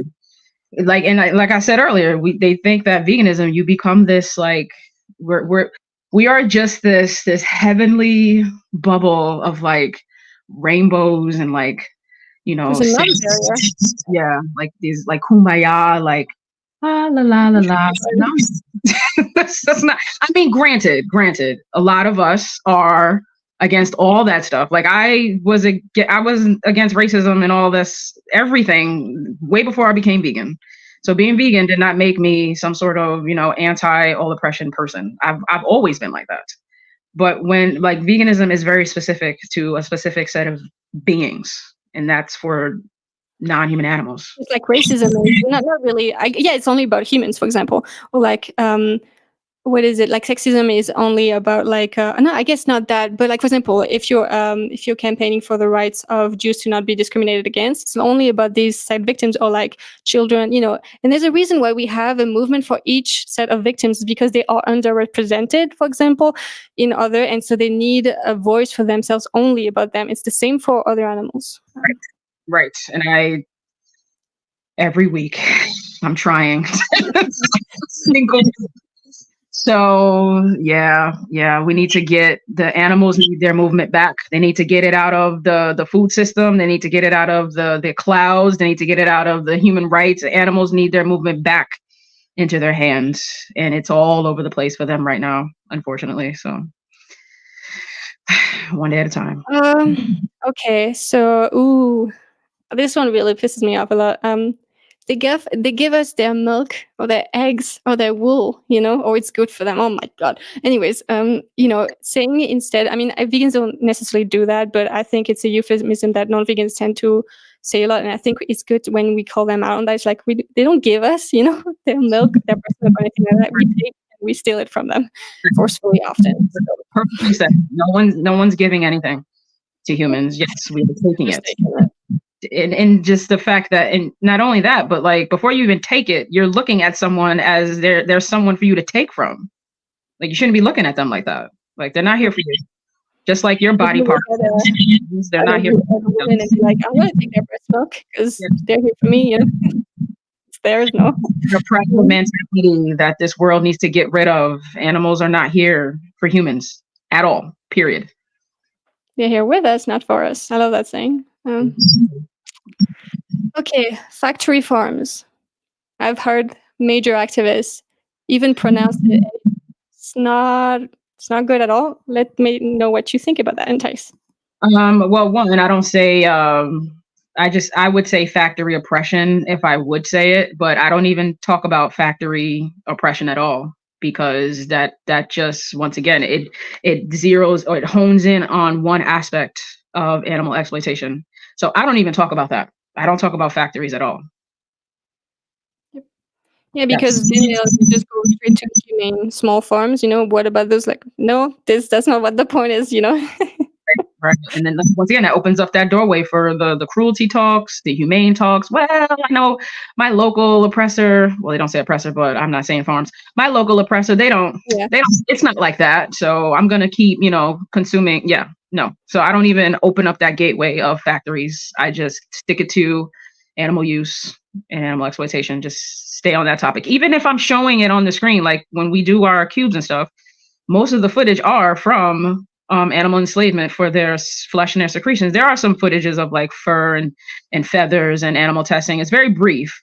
But even if there is a segment of animal enslavement for their flesh and their secretions, I'm still talking about all animal use. I'll highlight what may be going on, because somebody may ask, like, especially with the eggs part, when they're being blended alive, people have no clue what that is. And a couple of people are really, really, really curious, and they'll ask me and I'll tell them, but then I'll just circle that back around to, this is about being against all animal use, regardless if it's their secretions, their skins, and everything like that. So.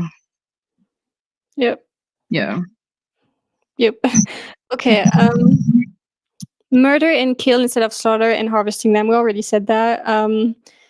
Exploitation, use in slavery instead of suffering. You don't have to say all of them, but just at least one of them instead of the suffering aspect. Ooh, fish flesh instead of just fish.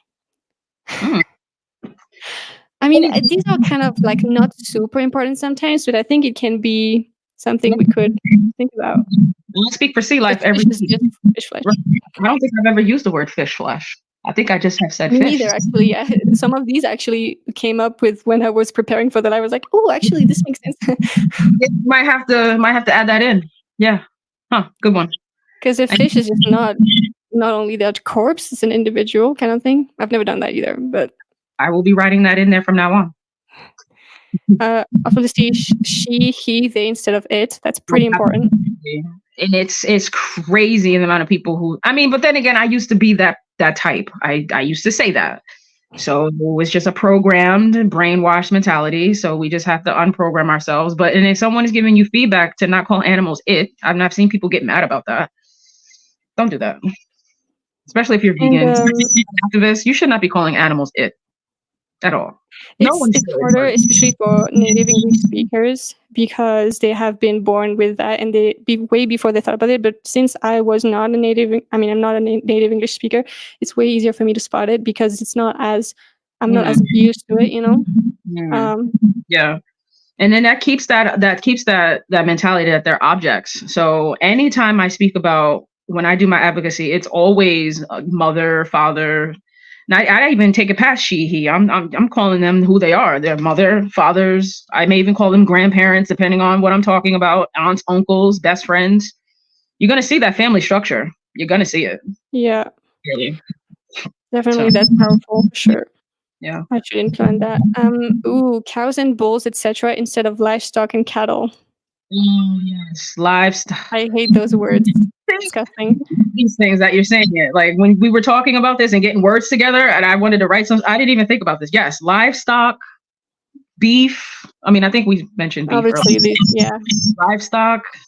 They're not livestock. Poultry, anything that makes them not seem like, the individuals that they are, like for example, fish or sheep, they're not even counted. For example, when they're killed, they're not, when we're counting the amount of death, we're talking by ton.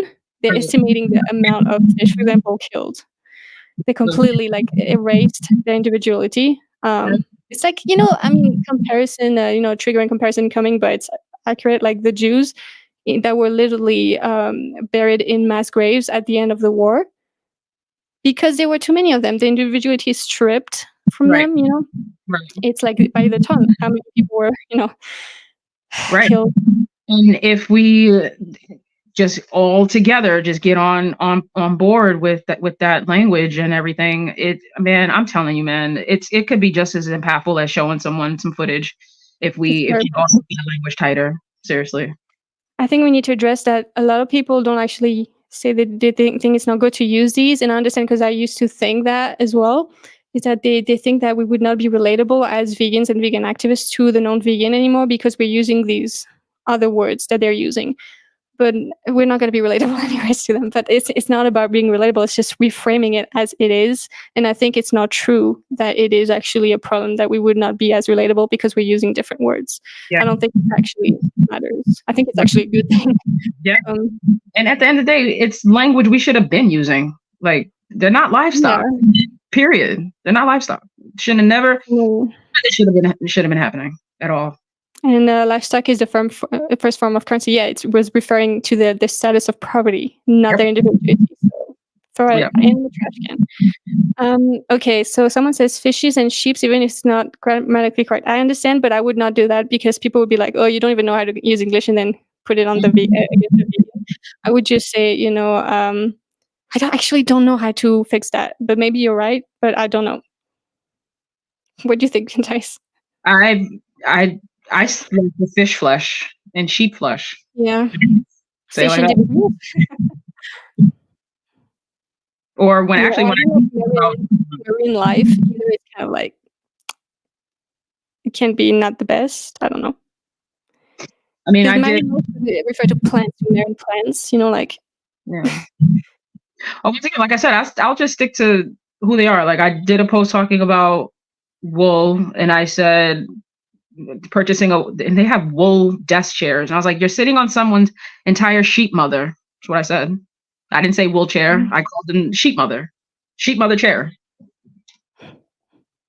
So there you go. It gives them the individuality of your instead of talking about multiple. Yeah. Exactly. Okay. Yeah, we already talked about this. For the farmer, like you said, like the oppressor or the slave owner. What they are. Yeah, and also when people say like you can't compare animal agriculture to slavery, and you can say that's literally what it is. Like they are owners. It's not even in comparison. They are slaves. That's really what it is. Yeah, I used to say like rape and actually, I don't think I used the word Holocaust before. Slavery. I've stopped saying those words, not because I'm against them, not because I don't agree. I just feel, for me personally, and I'm not against anyone using these words. I'll even share content with these words in it. But just for me personally, when I'm using these words, I've noticed that like there is a level of just like not even people don't even it's just they shut down. And I'm not saying that I talk to get people their feelings and it's about them, but it's just like when you're trying to advocate and you could say all the right points and they're not even listening to you because all they heard was the word rape, and then it just went down another road. And I just stopped using those words. Just for me personally, I'll say enslave, forcibly impregnate, get out of her vagina. So I'll say stuff like that as opposed to rape. I feel like saying it the way that I said it is a more impactful way than saying rape anyway. So I think it's powerful to say rape, especially if you if you explain how it is rape, because it's like, what would you call a forcefully impregnated woman? What is that action? Yeah, I mean, I get what you're saying, but I don't know. Like I said, just for me personally, I just stopped saying it. I understand. I don't tend to use those, but I don't exactly like. I agree with people using them, but I think if you explain them, it is powerful. If you don't, maybe it would be, like you said, an added barrier. What I'll sometimes do is I'll ask them. I'll say, "Well, what would you call this if this was you, your daughter? If you guys were experiencing this act right now, what would this be called if this were you?" And I've said that. And they'll say the word. Let them say it. That is very powerful. Right. So I've done that. But just flat out just say it. Like I said, I'm not against anyone saying it, but I twist it a little bit, change up. Question: I got a new job as a campaigner for farmed animals. What should we replace farmed animals with? Entyce? Is this a vegan like organization, or is this? Well, I'm assuming it is Campaign for Farmed Animals. Um, Now, see, when it comes to organizations, it's a little different because I would want to say campaign for the enslaved or campaign for exploited animals. Enslaved animals. Yeah. Is that going to work well with the organization? Is that going to be? I think it's effective, but organizations, they base things on like donations. They base things on like That's why it's tricky to work with organizations or yeah, be in an organization. I would never. public support. They need public support to make the organization work. So I would say campaign for the exploited. Yeah, But or for other animals. campaign for the enslaved. It's not vegan, but yeah, But I mean, obviously the right one is enslaved animals or exploited animals. But yeah, enslaved is exploited animals probably would work. and I mean, honestly, I feel like wish we weren't wish organizations and sanctuaries and they can just say what they want, but sometimes they can't because they have that support of the public, support of donators and donations and things like that. So they gotta have to sometimes be careful with what they say, what they do, what they post, what they share. I wish it wasn't like that. I really wish it Yeah, wasn't. that's why you have to be careful before you actually join an organization or in a job. Like, know that this will happen, that you will have to cater to the public release opinions to some degree. And that's why I would never actually work for one because it's not going to be effective to me. I just don't see it being effective. I, I just asked, is that a vegan organization? Like I know this individual. Of course, they're not going to just be a part of a non-vegan organization. So I'm sorry, I don't know why I even asked you that question. But yeah, enslaved and exploited animals. I would say that. Tough one though. Tough one for sure. Okay. Animal emancipation and liberation. Animals' right not to be commodified or exploited and used instead of animal rights. Because I would say it's a problem to talk about animal rights because it's confusing people a little bit, and also it's not about rights in general. It's not even about the right to life. It's the right to not be used and exploited only. We're not fighting for other animals to be killed by predators or in accidents. Of course, we don't want humans to murder them for their flesh, to use their flesh. But that's the point. Like, you advocate for their right to not be used and exploited or commodified, you're advocating for everything we're talking about. And it's very direct. Like, having a simple, direct, powerful definition is very important. Like, not like the freaking current vegan society one where it's super long and super like a lot of caveats. It's just like, come on now. I cannot believe what they did with that definition. I mean, I can, but it's just like I can't. I can't believe they did that. And it's so ridiculous, and it doesn't even highlight what veganism means at all. But yeah, I started to vegans. Yeah.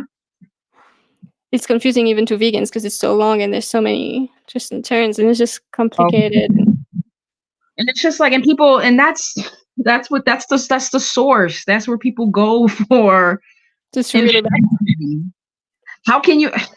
We are really in a movement where the vegan society, you can't even trust their definition of veganism. Just think about that for a moment. Yeah, we have a long way to go. Yeah, someone says like they really like animal emancipators, and I know that you use that a lot, and I love that because it highlights the fact that the vegan movement is a freedom movement. You know, it's about the freedom from humans. Right. Absolutely. I started saying that, and it's. I think it's more powerful saying that. It's powerful. Yep. And you know, like saying vegan activist or non-human animal emancipator, whatever, instead of animal rights activist for the same reason. And I think it's good to actually. I've thought about like using vegan activist or animal rights activist. It's not that super important, but I think saying vegan activist is great because you're highlighting the vegan definition. But the problem is that they don't actually go to the actual original definition, which is the good one. Right. But since I define it all the time in my content, I say vegan, not, you know what I mean? Yeah. Yep. So this is all from at least my list of words. That was a lot. So now we can move to the conflict and triggers in outreach and infighting and the movement. And, you know, we kind of touched on it, but if you have anything else to say about this? The animals are all, or we are all that they've got. Like, this is it. They have nobody else. And if we can't all work together and stay cohesive and stay solid and get their message out there effectively and correctly, how the hell do we think that any of this is going to change? How? And when we're speaking all these different messages about health and diet and fitness and human rights and this and that, how is anyone going to really understand the plight of animals when we are going so many different directions and angles, and then that causes the whole frustration with each other, the intersectionality stuff, like that I've been combating people like that for the last 2 years, less these days though. So it creates that infighting with that. And then, the lack of wanting to accept feedback and accept criticism. And it's just like, this is not going to help anybody. We need to take the egos out of this. I don't know if we could curse. Take the egos out of this movement. The egos need to go. They need to die. They need to go so far away from this movement. Stop thinking that you're better than everybody. Stop thinking that you know it all, because at the end of the day, you probably don't know what you're talking about. You need to start informing yourself and understanding what's actually going on, what's being said. Because, like I said, I didn't know, and now I know. And we don't know yet.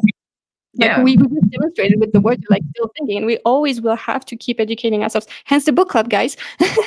And still watching other activists and learn from them. You don't have to agree with everything, but obviously just discussing and thinking and really weighing it and being as effective as you can, because at the end of the day, it's like you said, like, it's not for us at all. It's for them. So I was saying to somebody else, I feel like I went vegan all over again within this year in 2024. Yeah. I've been vegan for 7 years, and I just feel like I have a whole new outlook on everything because I accepted that feedback. It was hard. Yes, it was. And David knows. It was hard, but I listened. And now I feel like I'm the most effective and, most powerful activist I can be right now. Because I feel like I know what I'm speaking about. So, and I just don't be afraid to give feedback and criticism in a respectful way. Like, try to lower the barriers of communication, make it not about the person, but about what they're saying, and try to build them up in that way. Thank you for being dedicated. And I also don't agree with what I really appreciate all your feedback, obviously, in the comment section. Never be afraid to give feedback. Sometimes they can react in a very poor way, but that's not on you. As long as you do it in a clear, direct, respectful way, whatever. It's very important. It's always going to hurt, to receive any type of criticism. It doesn't feel good to me when someone tells me, you did it wrong. But then, it's like, okay, this is my emotions. And then there's the rational part of it actually builds me up. So then I will digest, come back to it and be like, okay, let's really analyze this. Or the right. Sometimes I agree, sometimes I don't. And it always helps, basically. And to be honest, just me personally, that's one of my, when people ask me, when I do job interviews, a weakness, and it is taking criticism, and that's just me personally. So, and then to not only just, that's me personally, but then now you're adding on what I set to do out every day, and now I'm being criticized for that. And that's not right. Yeah. That doesn't sit well with anybody. So, but you just got to take a step out of yourself and just understand that, you're not right. The moral of the story, you're not right. So, but yeah, we got a long way to go for that. It's also, I think it's good to give each other some grace when it comes to making mistakes. Like, if someone has made even a bad mistake, but then they come back to they are open to it, oh, I'm sorry, blah blah blah. I think it's good to give them to give each other some room for mistakes. Not saying going easy on someone or whatever. It's just that we're gonna make, for example, I was a freaking ex-vegan, ex-plant-based person. Frick's sake, me, I was that. So I'm not saying don't say oh, that was horrible what you did, because it was. But if you don't I don't really see anyone putting someone in a category forever in the vegan movement necessarily. But if someone has done mistakes and then they're I changed my mind, it's okay to change your mind, and not punishing them forever or something like that, but still holding them accountable, of course. You know what I mean? Yeah, definitely. And people I've seen a couple of things in this chat with this lab grown flesh thing, and then when I see things in the comments of other people when it comes to the environment thing, It's like they don't even try to take the time to actually listen. Like they may read, but they're not really listening. And they just go on and on and on and on with their opinions. And these are just your opinions. You are speaking from a subjective opinion. You're not speaking from the factual part of this. And that also causes that friction and that hostile environment. And doesn't even need to be that way. Just start listening, man. Just start listening. So you got to start being so identified with specific ideas, and we should really strive to just be identified with what is like, I'm trying to be the most effective activist I can be for other animals, and not as much. For example, like there's so many things we used to do. We were identified with it, like, for example, speaking for the environment. But if you're only identified with, like, I'm trying to be as effective as possible, then it will be anything that is, in your perspective, at least as informed as it can be, like the perspective, it will be the one that is the most effective that you come across. And it can change, I'm not saying that will always be like that. It depends on what makes the most sense. Right. Yeah. Yeah, I agree. So we just gotta keep fighting and keep informing yourself so you can know what you're talking about. And then we can, move forward. And the animals can finally get their freedom, man. Seriously. Okay, so let's move to the last part. I mean, not like second to last, because then there will be Q&A. But still, like, one of the last parts is, like the future of the movement, what we think, where we think it's going, good or bad, what is good, what is bad, and our thoughts, basically. Yeah. So it's like I want to be positive, but it's just like I am. It's hard. I don't. At its current state, it's not really looking good. It's not. Like people, once again, that lack of wanting to become informed and continue to educate themselves, and that wall that they're at, and they don't want to progress and evolve, that is not going to be helpful to the animals. It's not. So hopefully people can take the defenses down and start listening, so they can start evolving, so they could be more effective in their rhetoric and their verbiage, so they can stop talking about welfarists ideas and utilitarian ideas, and really hone into what veganism is about. I think the whole plant-based, foodie, all those pages, those are just completely destroying what veganism means.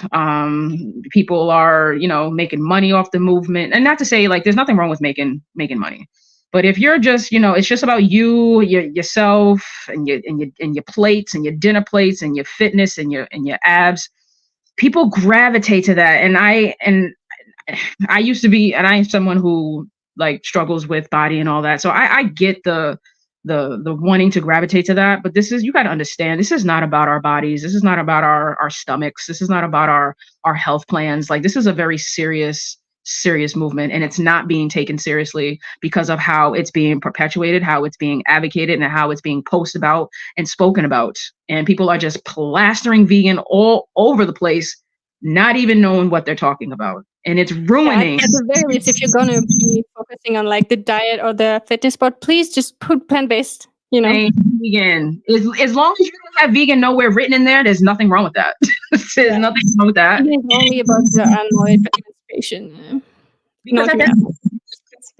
Yeah, those accounts are helpful for people. Like, I even go on there to check out some recipes and stuff, or things that we're gonna cook. So it's not like yeah, but when you're talking about vegan and veganism and vegan diet and vegan, and you're ruining it for the animals. You are absolutely ruining it. So, and then it's just like we were saying earlier with the welfare messages and utilitarian messages. Like, I'm trying to be hopeful. I'm trying to be, keeping that. But I feel like the more that I connecting with you and David and Kenny and AJ and Vic and and everybody else that I talk to. So many people, really. I just call them bad, like when I'm typing.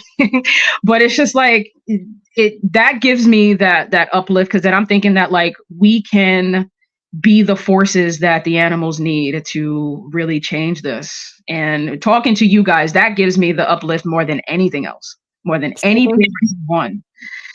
So But yeah. And I honestly, personally, I'm pretty hopeful, to be honest. But keep in mind that I'm a new activist. I've only been active since like 2022.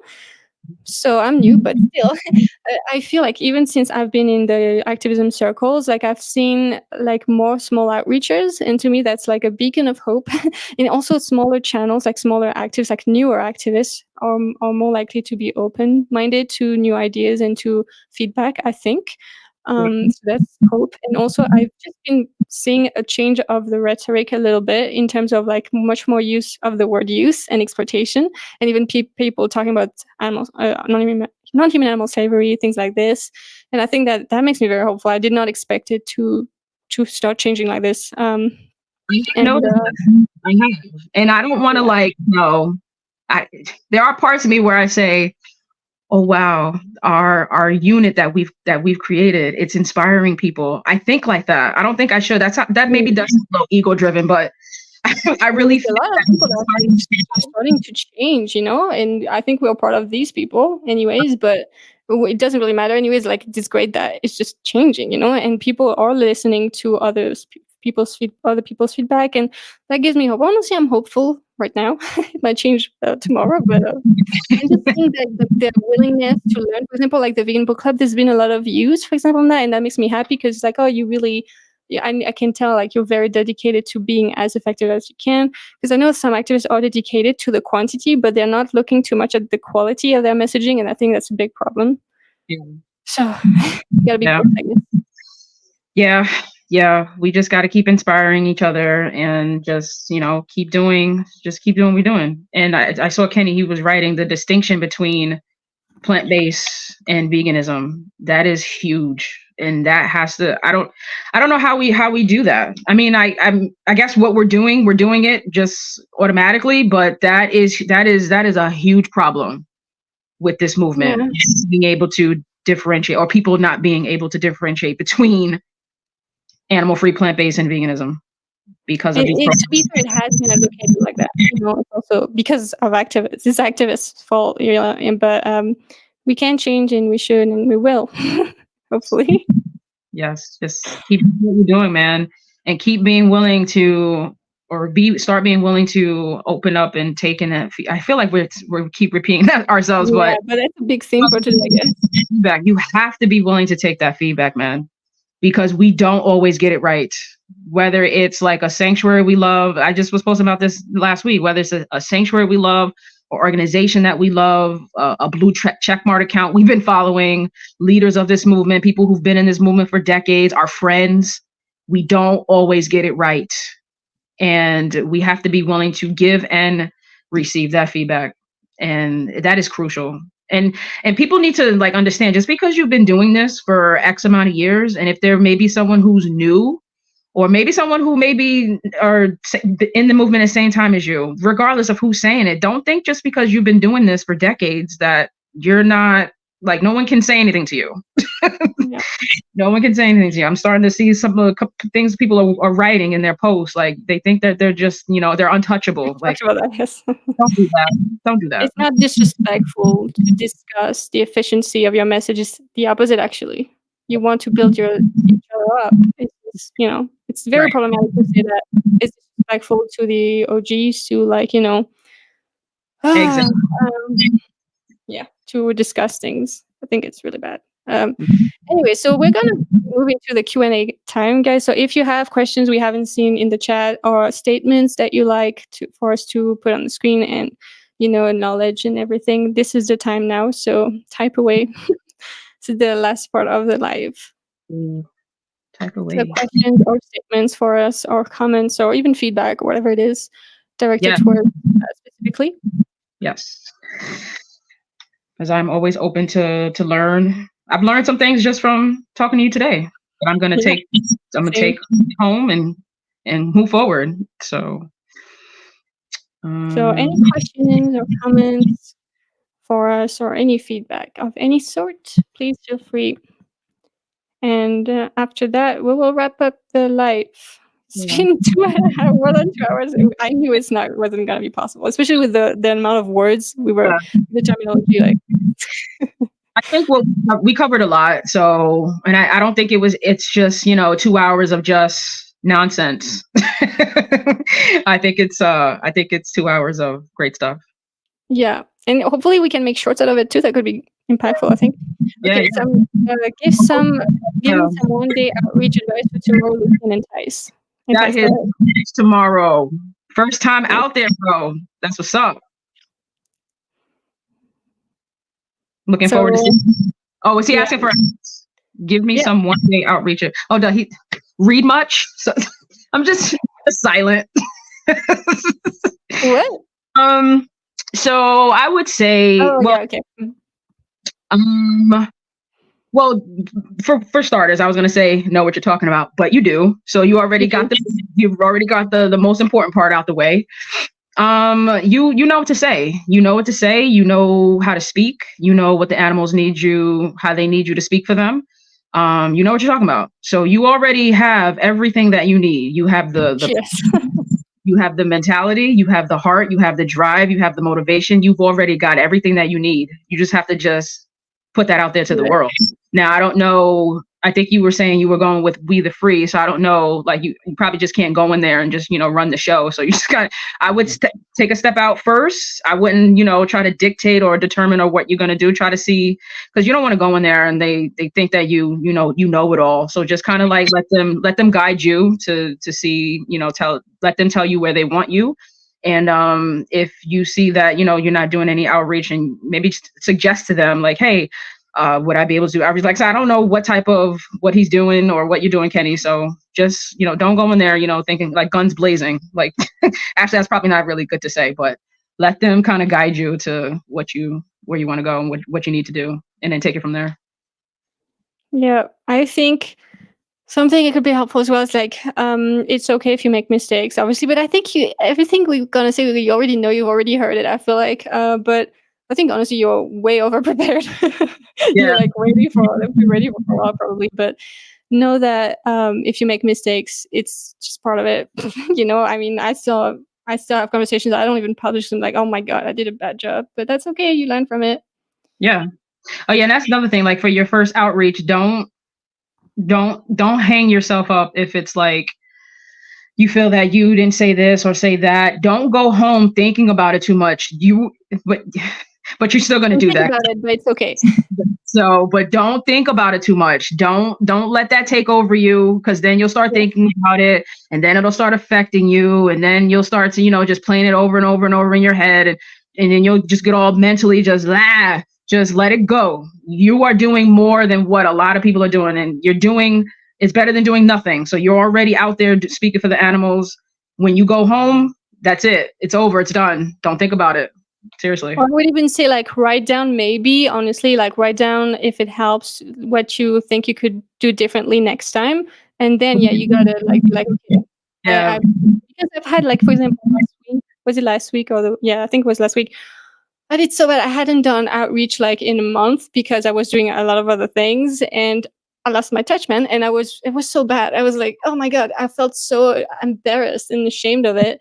And then I was like, okay, well, the only thing that's gonna help you and other animals as well is just like literally learn from it, and it's just gonna happen. And I guess it can also help other people too, that other outreaches that you watch are doing really badly sometimes. It's just about learning from it. Just definitely learn from any mistakes, learn from that. So why do you think DXE focuses so much on factory farms and never use the words vegan? I think maybe the eyes vegan. I don't know. Confusing, since they are badass rescuers who go to prison. They are very new welfares, in my opinion. I think they are very new welfares, and I disagree with their strategy completely. 100% think it's a welfarist type of organization.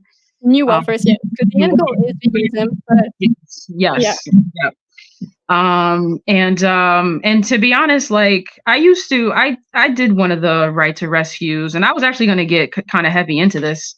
I did one of those summits, but at the end of the day, that's not like you helped that one animal, but what did that do to get people to understand that animals are not resources at all?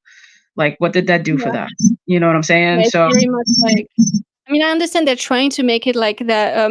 these animals have like I think there was a win with like I saw something with like they're considering somewhere in California. I think Sonoma is considering non-human animals as someone, but they were saying that while saying like basically in the exploitative areas, like in the industries that are exploiting animals, they are recognized as someone. They're still going to be exploited though. So in that sense, it doesn't really matter that much because it's not saying like, oh, there's someone, so they should not be enslaved. That's not what they're doing. It's saying there's someone. It's like they have to be treated better. Basically, I think it's Yeah. probably what. But I understand what they're trying to do, and I appreciate that dedication. But I don't agree with the way doing it. Yeah. And I feel like, I mean, if you're going in there and you're freeing people like that, that's not providing any like education to the rest of the world. Like freeing animals from an enslavement situation, and not because at the same time, 'cause that's going to be everything for that one individual. But like you still have trillions still enslaved and exploited. People are still enslaving and exploiting, and you save that one person, but there's still trillions still exploited and enslaved, I don't and think it's they're not given any really. outreach. They're not given any vegan education on top of that. Yeah. So doing that, I would be like, okay, but they're not. So And what also, the? like, yeah, they're trying to make it like publicized. It's like with big actions, it's like they're trying to through the media and everything. But the problem is that the media is obviously going to make it the way they want to make it. They're trying to make it like, it's going to be the message is going to be the message that the media wants it to be. But also, like, there's the problem with activists going to prison, where they could be just as effective, if not more effective, if they were actually doing social media activism Yeah, instead of going to prison. Because media now is not that crazy. Like social media is it. Also, we want to impact younger generations as well because obviously they are the future and they will help us be activists. And so they are on social media. They are not reading the newspapers that much. They are not like watching TV that much. So I think yeah, like showing that on the actual old media outlets is not really the way to me. yeah. I used to think that it was like so badass to like see them, busting in there and going to jail and going to court. But now with this new way that I'm thinking, how did that get someone to reject the idea that animals are here for them? Yeah, I think it's a lot of work and a lot of energy and a lot of risks for little outcomes, to be honest. And also, like, there's obviously the risk of because people see these vegan activists doing very extreme things and doing illegal things, that being like what we've talked about before, like it impacts the whole group. Like subconsciously, you put all vegan activists in the same boat, and then maybe we'll might have less rights in the future because of this, in terms of activism, like the right to organize and things like that. So that could be a problem as well. I don't Yeah, know. it's got all this media attention and all this stuff. Like, imagine if they had that media attention and coverage for like really solid vegan outreach and activism and stuff, and how that can actually change this world and how they view animals. Because yeah, somebody's gonna see, them holding a chicken and oh yeah, oh wow, oh I'm just gonna go and buy my dog right now. Like that doesn't get them to change their mentality for animals. Yeah, there So wasn't anything about veganism. It was about like the conditions of right. these animals. It's you're doing some illegal things. We're sure that they're abusing them illegally. Like that doesn't do anything. That's bad, actually. It makes people feel like, oh yeah, we have to make it more humane. And to be honest, like when I was like earlier, when I was not even vegan, I never cared about like animal welfare at all. To me, it was like just on the spectrum, and to me, I didn't really like it was it just seemed like, oh, an extra effort, like a niche effort to make it a little bit better. But to me, that was not on me because it's the industries, right, that are making these conditions happen. And w- but when I encountered like this thing of like not actually getting these animal products, because I wasn't vegan for a long time, but I was plant-based vegetarian. I could see that. Oh yeah, there is no suffering there if they're not actually used. Like I didn't think like that, but if I'm not buying this products, I'm not at all supporting this. That makes sense to me. Right. So even if me, I didn't even care about animal welfare because like it didn't really make sense to me. It was just like a little bit less suffering. I didn't see it wasn't a big impact or something. I don't know. It was, how are Exactly. you gonna impact that? Like Yeah. Anyways, And I can see somebody looking at that, like the chicken rescues that they do. And we could get to this next question, but I can see somebody looking at that like, oh, that's bad. Okay, so I'm going to make sure when I go to the store, I'm going to make sure that it's organic and that it's cage free. Because I don't want to contribute to that cruelty. You know what I'm saying? It that's doesn't get like them the logical conclusion. How right. would you not get to that point? Right. You're What they're not saying, you know? with no outreach to like educate them to no longer view animals as resources. So what is Yeah, it? What did it do? And now you're in jail. yeah, So what? yeah. Yeah. So, yeah. So, how can we get the big accounts slash activists to understand veganism and change their message? I think we just should just all give them feedback, and at some point, maybe if they get enough feedback. But I think it's important to as well for giving feedback. It's like, I love your dedication. Thank you so much for all the work and energy you put in. Like, I admire you for that because that can really help. Like, it's hard to be an activist. One, it helps the movement be stronger to complement the dedication because it's important, etc. We're recognizing that, and like it's just easier for them to receive it. So I think if we say like, you're so dedicated, but I think this is problematic, I think you'd be more productive if you did it like that. I think this is, if a lot more of us do this and have the courage to do that, I think That's a good would point. be, I never thought to word it that way. I would just go in with the education side of it, but to start it off with what you like just said, then go to the I like that. I'll be using that too. Should be writing this stuff down. Oh wait, it'll be recorded. Or yes. a couple of things I'm taking from today. Yeah, that's a good point. Thank you so much for all the thanks and everything. Appreciate that. What the feather. Yeah, that is funny. He always talks like that.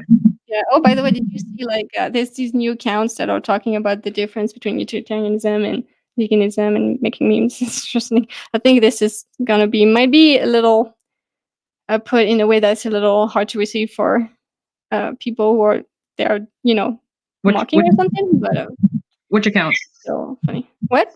Which accounts you're talking about? I don't remember the name. It's just an account that's like talking about like plant-based utilitarianism versus veganism through memes. Yeah, I know you know it. I love that account. I do. Yeah. Yeah.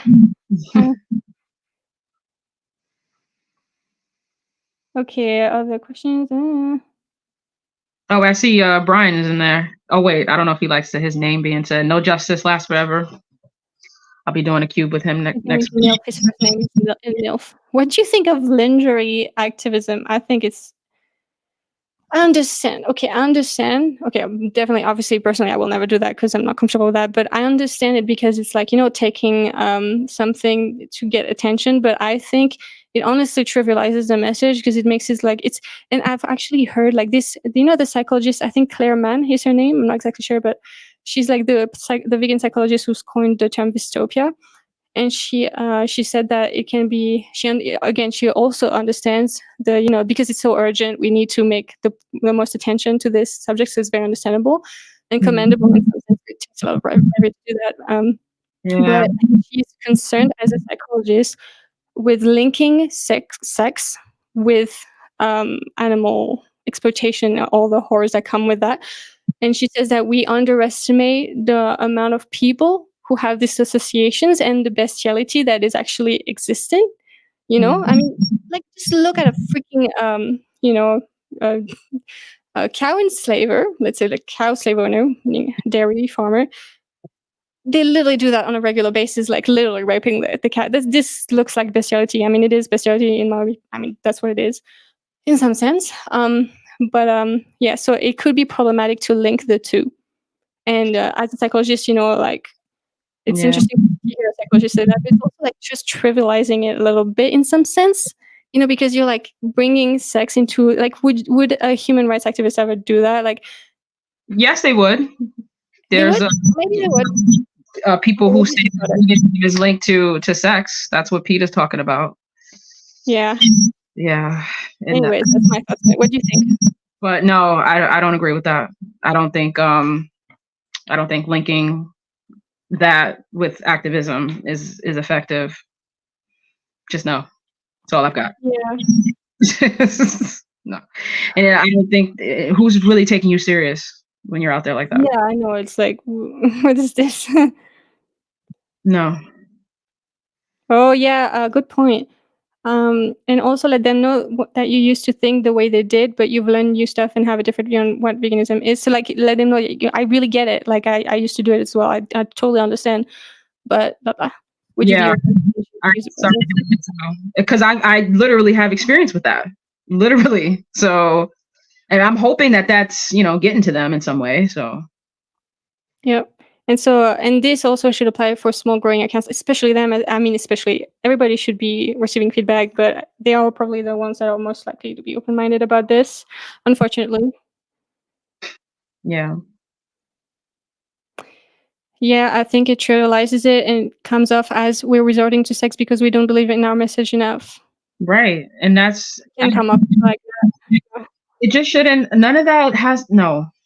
And like I said, I don't mean to do like the whole name dropping stuff, but it's just like when you're talking about sex and veganism and sex and activism and then Interesting that animals like that messaging is so bad on so no, many levels. mm-mm. That's not cool. Not cool. That Yeah, has nothing to do with anything as well. yeah. So, I mean, I was saying we have to be strategic and stuff like that, but like, there's a line that you gotta you gotta draw, and that's one of them. So, Another important thing to note is that when advocating online, people will be less likely to acknowledge what you're saying, and there is a higher attraction to trolls. Don't let them discourage you. Yes, and also like just seeing it, even if they're like trolling you, this is still a seed. So any views that you get is a win, in my opinion. and actually, we were talking about this, like with the whole commenting, and like, don't get sucked into those all-out comment wars with people. Like that will drain you. That will Yeah. it did for me, and kind of some friction with my relationship. Don't do that. Like if you want to comment on something, what I do, just drop something very informative, educational, drop that in there, and you're really speaking to one particular person. You're speaking to everybody who goes in there and reads that. Make it informative, make it educational, and get out of there. Don't even go back. Yeah, Don't be even do careful about the efficiency because I used to reply to all my comments, and honestly, it's very draining. I think comment activism is effective. I know an activist, a vegan. I think his name is Vegan Animal Rights. No, Animal Rights Activist, something like that. Vegan activist. I don't remember exactly. I'm sorry, but he's really awesome. He's been for years doing like his main form of activism for years has been commenting and having threads basically and Yeah. this is one of the hardest forms of activism that I've tried. Of course, there's like more horrible, like for example, investigations and things like that. Of course, are very hard. I'm not saying anything different than that, but I haven't tried anything like that. So for me, it has been actually the hardest, the most triggering, and the most stressful. I prefer personally to just focus on making a lot more content instead of actually focusing on the comments because that way more people will see it and I think it's more effective maybe, but I still think it's effective. Just be mindful of your mental health. Do it to the level that you are still sane and not stressing out and the most effective you can be, you know? And I actually, somebody was saying, how do we get the big accounts to understand the vegan message? Like, not only with, being informative and maybe educating them on something, but like on YouTube, if it's like one of the big accounts and they're not saying the correct message, I'll just go into the comments and just like, not to say you don't say this like this, you don't know what you're talking about. Like, I wouldn't say it like that, but it's not like I even address the person like who the video is for. I'll just go in there and I'll just make a general statement about what veganism means. And that's also outreach. And there was one comment that I made on like Kinda World, one of their posts, and this was about getting active. It's up to like almost 500 likes. So that's 500 people who looked at that, and you never know who you are inspiring. So comments can be very effective. Yeah. Like you're saying, just don't get sucked in with, going back and forth with people. And sometimes I need to take my own advice. So, but I'm always perfect, but I try to be just, go in there, drop something informative and just get out of there. Don't even go back in there. Okay, yeah, every comment, of course, like you said, you make will be seen by multiple people too, yeah.